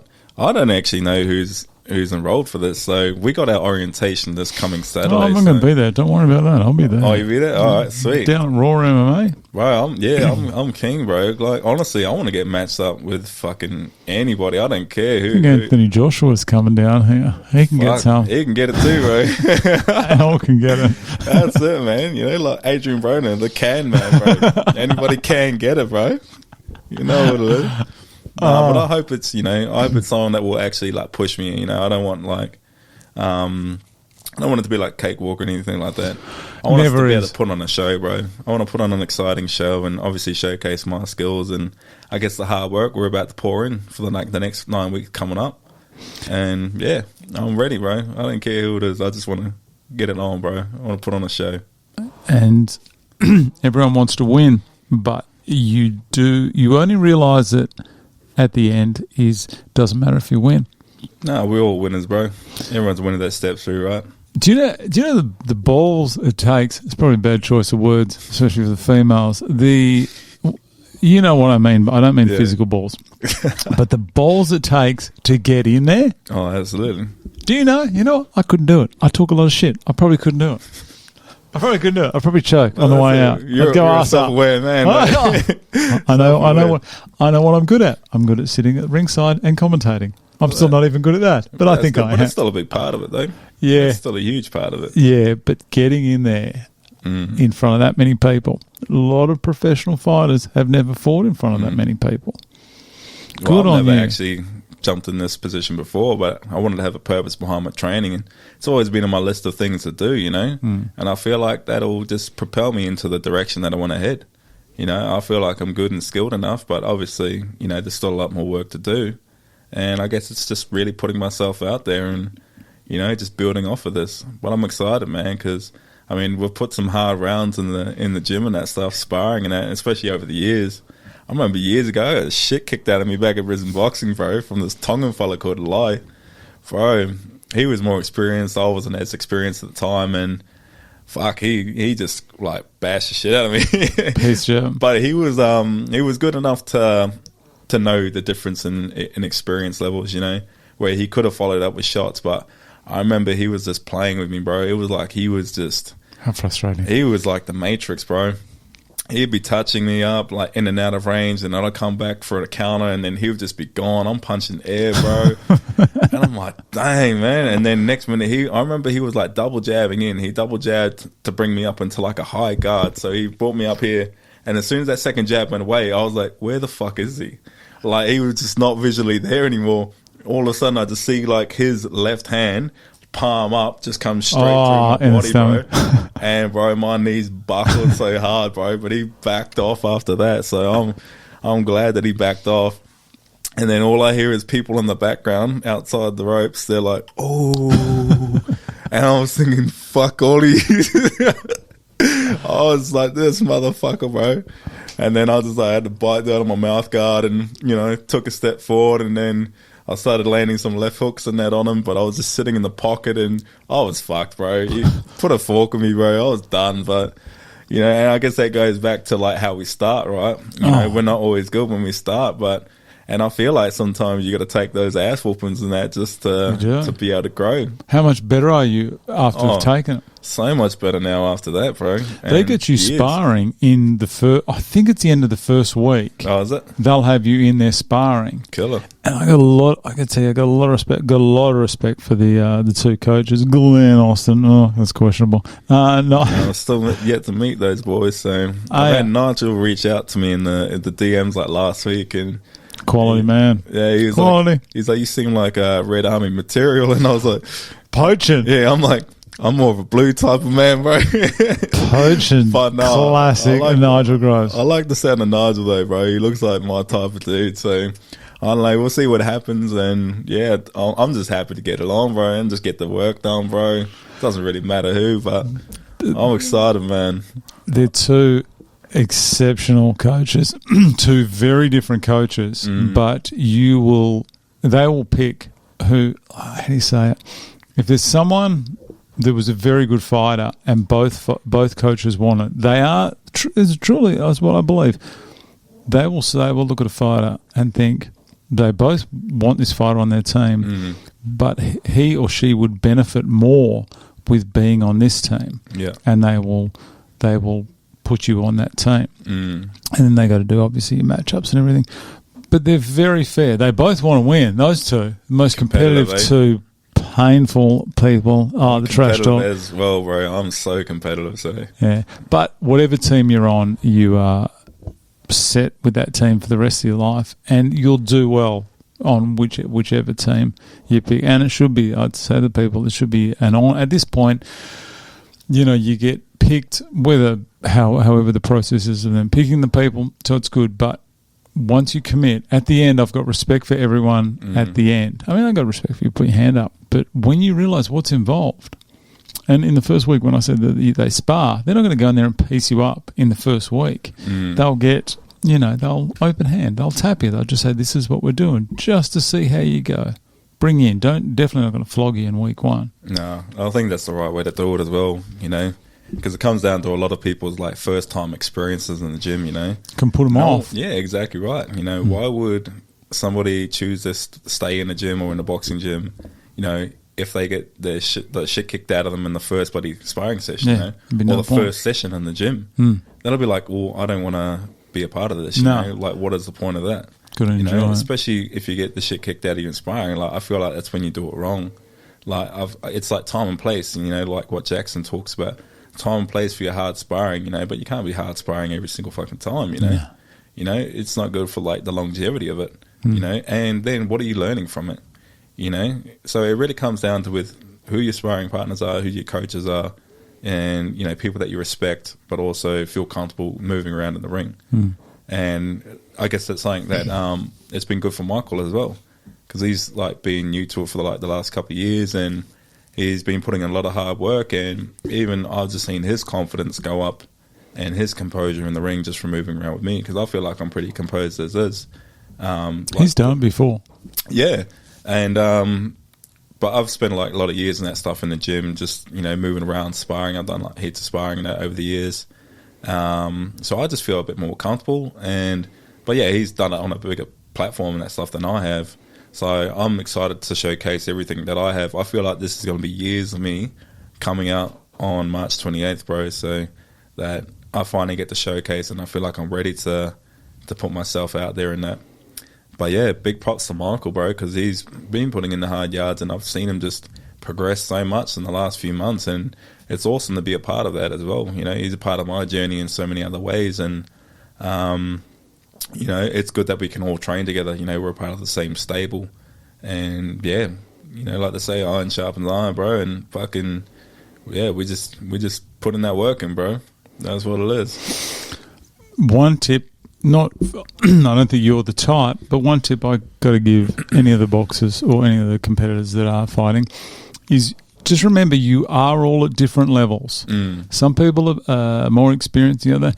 Some people may be tempted to showcase a little bit on some of the less experienced fighters. Do not do that, because if Nigel Glenn sees you do that, they will say, all right, this person needs a bit of a lesson, and they will get in the ring with you. And then you'll get smacked. That's and then all they do. They'll bring that. They'll bring that. If anyone's been a dickhead, they'll address it very quickly, and it'll be gone. And we all. I think that's good coaching, though. You know, to really rein it back in and to nut out those egos, because I feel like there's going to be fucking heaps of egos and that stuff. I'm not sure within PCR. There's not. That's the thing. But I know like a lot of gyms and that stuff, and a lot of other fighters and that. There's a lot of egos going into it, so. Yeah, I don't see that happening for like PCR coming up for this one, bro. I feel like they select the right people, and people are going in with the right mindset, and for the right reasons as well. You know, we're all there for a good cause, and you know, to obviously showcase the hard work that we do, and it's a great event, man. And it looks like it's massive, and I'm excited, bro. I'm pumped, keen to be there, bro. I want to put on a show with everything, bro. Let's have a look how many days it is to go. I did put up a timer. 61 days. Shit. I did put a timer up there on the web page. On the web page, yeah. So you'll know exactly. That'll go down. I was keen to go to Crown Towers, bro. Have you been to one of these events before? No, I've never actually been to one before. I didn't actually know about it until like late last year when Michael told me about it. And I was like, what the hell's PCR, bro? And he showed me. I was like, all right, well, he said that he's doing it. I was like, all right, well, fucking, I'm doing it too, bro. It is still a spectacle. I've been involved since about PCR 6. There's Billy Quincroft, current WA Cruiserweight champ. I've been since PCR 6, and it's still impressive, and it's still intimidating for me. And I'm not even fighting, but the way they put it on, and it gets better each year. They just fine-tune it. It's packed. You cannot get another table in there. They've managed to squeeze a few more tables in. I don't know how they managed to do that, but the Crown put on a show. I mean, look at where it is. The Crown, absolutely fantastic. The production side of things, Brightside Live, they put on, major sponsor, Brightside Live, they put on a great show. Dave Sultan and Victor and the crew there do a great job. The timing. They get like, we got a little screen there, and we get it like on TV. So while you guys are in the corners, we're getting replays straight away of the round. Oh, Amazing what they do. Dang. And they put it on. They put it on. I think you got 13 fights this year, 13, 14 fights this year, which is 1 or 2 less than normal, which means you're going to have more time to celebrate afterwards because it is over so quick. The night, just take it in, absorb every week of it because 61 days, it all comes down to 6 minutes. Oof. It's good. And you are pumped? Oh, man. I'm ecstatic. Hey, I'm keen to get it rocking, bro. Pumped. I mean, I was want to put on a fun show for everybody. Great night. It was because it's black tie event, right? Oh, yeah. Black tie, See, everyone's dressed up to the nines and all that. And look at me with Razor Ramon. Where's that guy? Shit. Back to you. Jeez, hang on. I don't know what I've done there. Look at that. You think I dress like that normally? Look at that tie. I have got suspenders on under there. Man. That suit comes out once a year for this event, and then it goes back in the cupboard. Are you rocking that suit again this year, are you? I can't afford a new suit. With what they pay me, I can't afford a new suit. No, I might go fund me, yo. I might change it up a bit this year. I do need a haircut. Back to the PCR. So, you haven't been to any event. Do you know any, besides Michael, any people that have done this before? I met Aaron Tracy. Oh. I met him down at Jackson's engagement party, actually. Far too good looking to be a boxer is mate, they all are. Aaron Look Tracy. at Jackson. Look at fucking Aaron Tracy. Has the hair on him. Bro. It makes me sick. Jealous. One of my other mates, Conker, like he knows Jackson as well. Like we're all down together. He's like, his hair never moves. It always stays in place. He's like, so thick. Big shout out to whatever brand that he uses of like hair gel or whatever. But I think it's just genetics. I think they are just genetically gorgeous. I think so, man. Like, Aaron Tracy's fighting. He's back in there. He's fighting for Thunderdome or is it Dragonfire? I can't remember. Dragonfire, Thunderdome, same thing. Is that the same thing? Yeah. Okay. Dragonfire is the organisation, and Thunderdome is the event. March 13, Metro City. Get your tickets at thunderdome.com.au. I think it is. I'm not sure. Have a look at their social media. Tony Tolles and the crew put on a fantastic performance there at Metros. That'll be good. I'm just trying to think who is he fighting? Because he's fighting someone. Oh, I seen it the other day. Let's have a look. I think it's some fellow with a mullet. Eh? It looked like he had a mullet. He's a good man though. Like tats all on his chest. Dragonfire. There we go. Dragonfire boxing. That is. Have I got it? There is some beautiful fights on this card, by the way. Where is there? There it is there. Where is Aaron Tracy? Oh, fighting Robertson. Yeah. Robertson's handy. Oh, that's going to be a very close fight. I met him once, actually, a few years ago. A few years ago. Yeah, probably about, I think 12 months ago or something. But there are some good fights on this card. That'll be good. Former PCR fighter, Billy Bosch Quincroft, taking on Lewis Clark, one of his mates. Who else? Any other PCR people in here? Aaron Tracy, that's the only other one. That'll be good. Baisley's a big boy. That'll be good. So we're talking about the Thunderdome here. Jeez, let's talk about the PCR. So I met Aaron Tracy down at Jackson's engagement party just like last year. So he's fought twice. Yeah, I seen that on PCR. And what was he was main event last year? Something like that. Fought Gordy Monteleone probably about 2.5 years ago, and decided to show zero defense and just attack the whole time. Just go. Go. I guess that's the amateur style. You just got to box fast, bro. You got 2 minutes. You don't really have a time to, come up with a game plan or work into a game plan. So the second time around, though, he fought a lot smarter, and he fought Hudson Hope. And the main event, that was PCR 12, I believe it was. His main event got the win. Was very happy about that. So he'd be someone good to get some advice from as well. Yeah, I think it's probably just he's got used to the experience of it the first time around, and I feel like you got to do something the first time to have a better understanding of it the next time around. You probably felt a bit more comfortable. But it looked like he really soaked it all up and took it all in. And when I seen him last year at the engagement party, I think we were going to talk about getting some rounds in and do some work for him as well, which would be pretty cool. He'll have his shirt off. No question.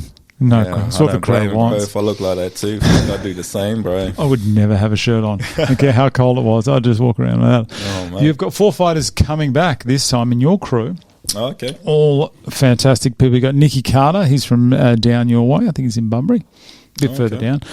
He may be fighting Jamie McCabe again. That's going to be a rematch. That'll be good. Kiara Regan, which is a little pocket rocket from a couple of years back. She's coming back. Okay. And she is from, I think she's from Rockingham. She's down that way. I think there are a lot of people down your way.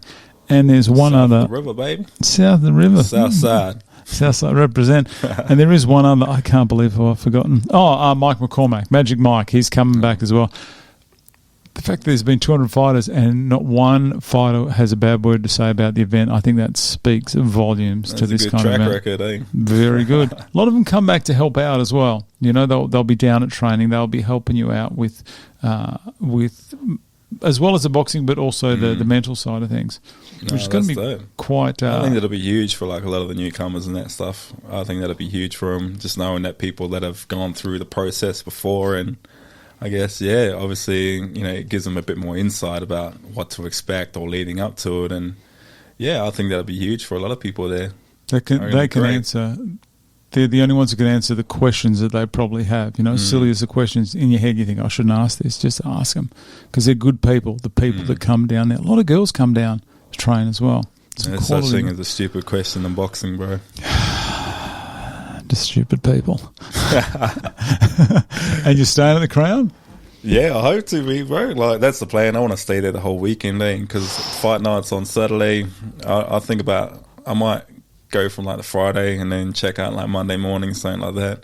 I want to live bougie for that weekend, bro. Oh, you deserve it. In, bro. And man. especially I'm working my ass off for this, bro. I was like, I want to make the whole thing I want to make the whole moment last, bro.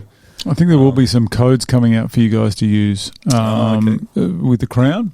Oh, I believe some discounts and that. I'm not exactly sure what it is, but but maybe something. I think it has Crown Towers. Crown Towers. I think it has something to do with early check-ins, because the rehearsal. You have a rehearsal on the day as well, around about midday. I think it's to get you checked in earlier so you can get to the rehearsal. And the Crown, I can't fault the Crown in that sense with looking after us and the fighters. So that's. I guess it'd be a huge event for them as well. Like just the house, like massive. PCR. So win-win. I think they do well. I think they come out of it right. I'm not too sure. Right over the road too, bro. Oh, day. Big night. Big weekend. I do like the people that we speak to from the Crown who actually help organise the event. There's Emma, I think she's the main one now. It's good value. Any concerns about the event? No, not really. Not really concerns, eh? Nothing like that. Like, I just hope I have a good night at the Crown, and showcase all my skills and that. I think it's really the performance side of thing that's what I'm really worried about the most. But I know with all the hard work and the training that I do, like, I feel like that'll go away pretty quickly. I think it's just the eagerness. I've been training since like end of last year, like really dialed in, like putting myself through so much shit, just to get ready for this. And camp hasn't even started, bro. Camp starts next week, Sunday, and it is on straight away. So I feel like it's just the anxiety, like leading up to it more. So I'm like really visioning it in my head, So I feel like once we've actually get cracking on this Sunday, I feel like a lot of that will just go away. And then obviously the hard work and training that we put in, I guess every bit of blood, sweat, and tear that we put into it will obviously come out on fight night, bro. So don't wish that. I know you don't seem the type, but don't wish the days away. A lot of people do. They go, I just want it to be here. You go, no, you gotta love it, because it's here and it's over. And so quick.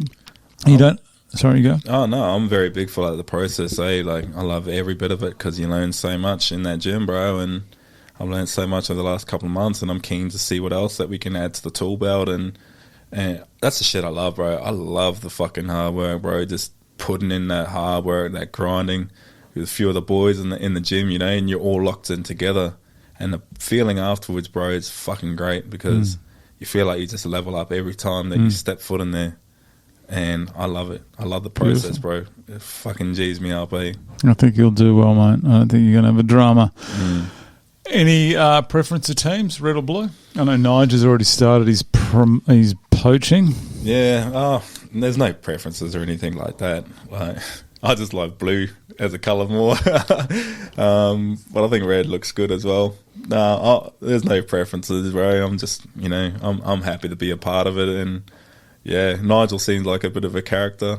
Blue are the reigning champs, by the way. We've been sending some like reels and shit back and forth to each other, like talking about, not doing the hard work, not training, drinking and all that stuff, eating as much as you want, not being calorie deficit as like the crosses, and then fight night, just make sure my hair looks good, have a good walkout, and that's pretty much a win for me, So I send those reels and that stuff. He's like, yeah, I always made sure my hair was on point every time I was going out for a fight. His hair was glorious. So I love it that there's probably a serious side to him, but also like he seems like a bit of a chill sort of dude, and he seems real down to earth, and sort of like suits my vibe because I talk so much shit, bro, and I love cracking jokes and just enjoying myself and having fun, and he seems like he has that bit of banter too. So, but no preferences, bro. Yeah, I'm easy breezy. This is just my opinion. And I can speak openly about Nigel and Glenn because I've been friends with them for long enough. The only way to describe it is, so the red team, they seem to be controlled. They seem to have like a game plan. They seem to be like structured, sensible, which is excellent, which is, I guess, the way a fighter should be or a team should be. And then you've got the blue team, which is absolute brawling chaos. Okay, so it's quite weird. I know that's not what the teams are. Glenn is still also extremely focused and structured because I can hear him. We mic up the corners as well. You should hear some of the stuff. Oh, here we go. Jesus. I love a corner moment. I couldn't put any of it out only because the language Glenn used. But that's how it looks on the surface. There's obviously so much going on underneath. Like red will still just bite down and brawl like nothing else, and blue will still have this perfectly structured, adjusting, very mentally switched in. But on the surface, that's how it looks. If you thrive in just chaos and mayhem, blue's your team. If you prefer structure and that, then red's your team. That's how it looks. It could be. I've never done a training camp with either of them, but that's how it looks from me. As in, that's how I'm friends with Mike. If I need something done, I need a quick answer, Nigel's your man. If you want 2 a.m, someone to help you and bring a shovel and a bag of lime, Glenn's your man to call, kind of thing. So whoever you get, you're going to be in good hands. Oh, I like it. A mixed bag. With now, the most important 2 things about it. Firstly, your walkout music. Obviously, this is the most important. With your rapping background, your walkout music, I don't even know if I want to ask. I know it's going to be awesome. I know there's going to be some thick bass in there. Oh, bro. Tell me. I want my shit to pop, bro. But like I said, I want to put on a show, not just in the ring, but walking out with it too. Now, I don't know what the terms and conditions are with a lot of things. Anything goes. But I'm not sure if it's ever been done in like PCR history, but I got a really good bro. His name is Zero MC. He's a big rapper here in Perth. I want to see if like he can actually walk me out. So he can walk you out. I'll approve it. I got no say in it. Because I want that to happen. Like obviously he's big for Perth. He's just finished like a Europe tour like last year, and he's making waves over here. I think it'd be criminal if he wasn't walking you out. And don't ever think that you can't have maybe some big-bootied women either side. You can have a full entourage coming out if you want. That's what I'm talking about, bro. Dap me up for that, bro. Dap me up for that. Yeah. Oh, dang. I'm not saying do it, but I'm definitely not saying don't do it. Is it frowned upon, is it? No, it's not. It's encouraged. They want this night to be about you. You can, from what I hear, this is just me saying it. There could be no truth. They want you to have it. Your walkout is about you. This whole night is about you. It's not about them. If you want that, if you want someone to walk you out, then you do that. If you want to have an entourage coming out, then you do that. That's like what I was saying before, like I want to put on for everybody, but not just for me though. I want to get everyone involved. Like I said with my brother and all that, for Ball Terriers and our other bro, Matty, that's sponsoring us too, Local Tires. So, and same with the bro Zero MC. Like, I mean, he doesn't need me to bring him out. He's already got a name for himself and that. But that's what I want to do. I want to make it that entertaining for everybody that's, paying to come out and watch it. And I just really want to soak up the atmosphere and to have my bro Zero MC, because he also comes down to the youth centre and he runs a music program with us as well. So we're teaching kids how to rap and all that and putting their life experiences into like music and, giving them a platform to voice, their struggles and that. And I just love everything that Zero does, and he just won Youth Worker of the Year last year. Oh shit! So he's like Zero. smashing it across the board, bro. And he's driving a fucking Range Rover. I'm like, this motherfucker, man. Like, this guy. Like, he's the man, though, bro. Shout out Zero, bro. But yeah, I want him to walk me out. I reckon that'd be cool for all of Perth, bro. I just want to put everyone on. Oh, yeah. I think they give you like 60, 90 seconds. They're going to love me saying this. They give you about 60, 90 seconds. 90 seconds for No. That's what they apparently give you. Now, we'll use up every second of it, bro. The way I look at this, if I decide to go for 4 minutes, what are they going to do? Nothing. What are they going to do? Honestly, guys, what are you going to do? You're going to do nothing. You take your time. Plus, I've normally got so much information I'm trying to get out. Yeah. It doesn't happen anymore, but a couple of people used to run to the ring. Oh, really? So I've got all the sponsors' information, all their stats, all this trying to get out, and they're in the ring. Yeah, just take your time. I'll take my time. Take your time. I'll do that for you, bro. Okay, no. We'll take don't tell them I told you that. But what are they going to do? They're going to do That's nothing. It, man. Take your time. People not entertained, bro. I've got to give them the show, bro. It's what people have paid the money to come and see. Exactly right. Make your walkout. Make it, because the cameras follow you down. The guys from Brightside, they'll have the camera there.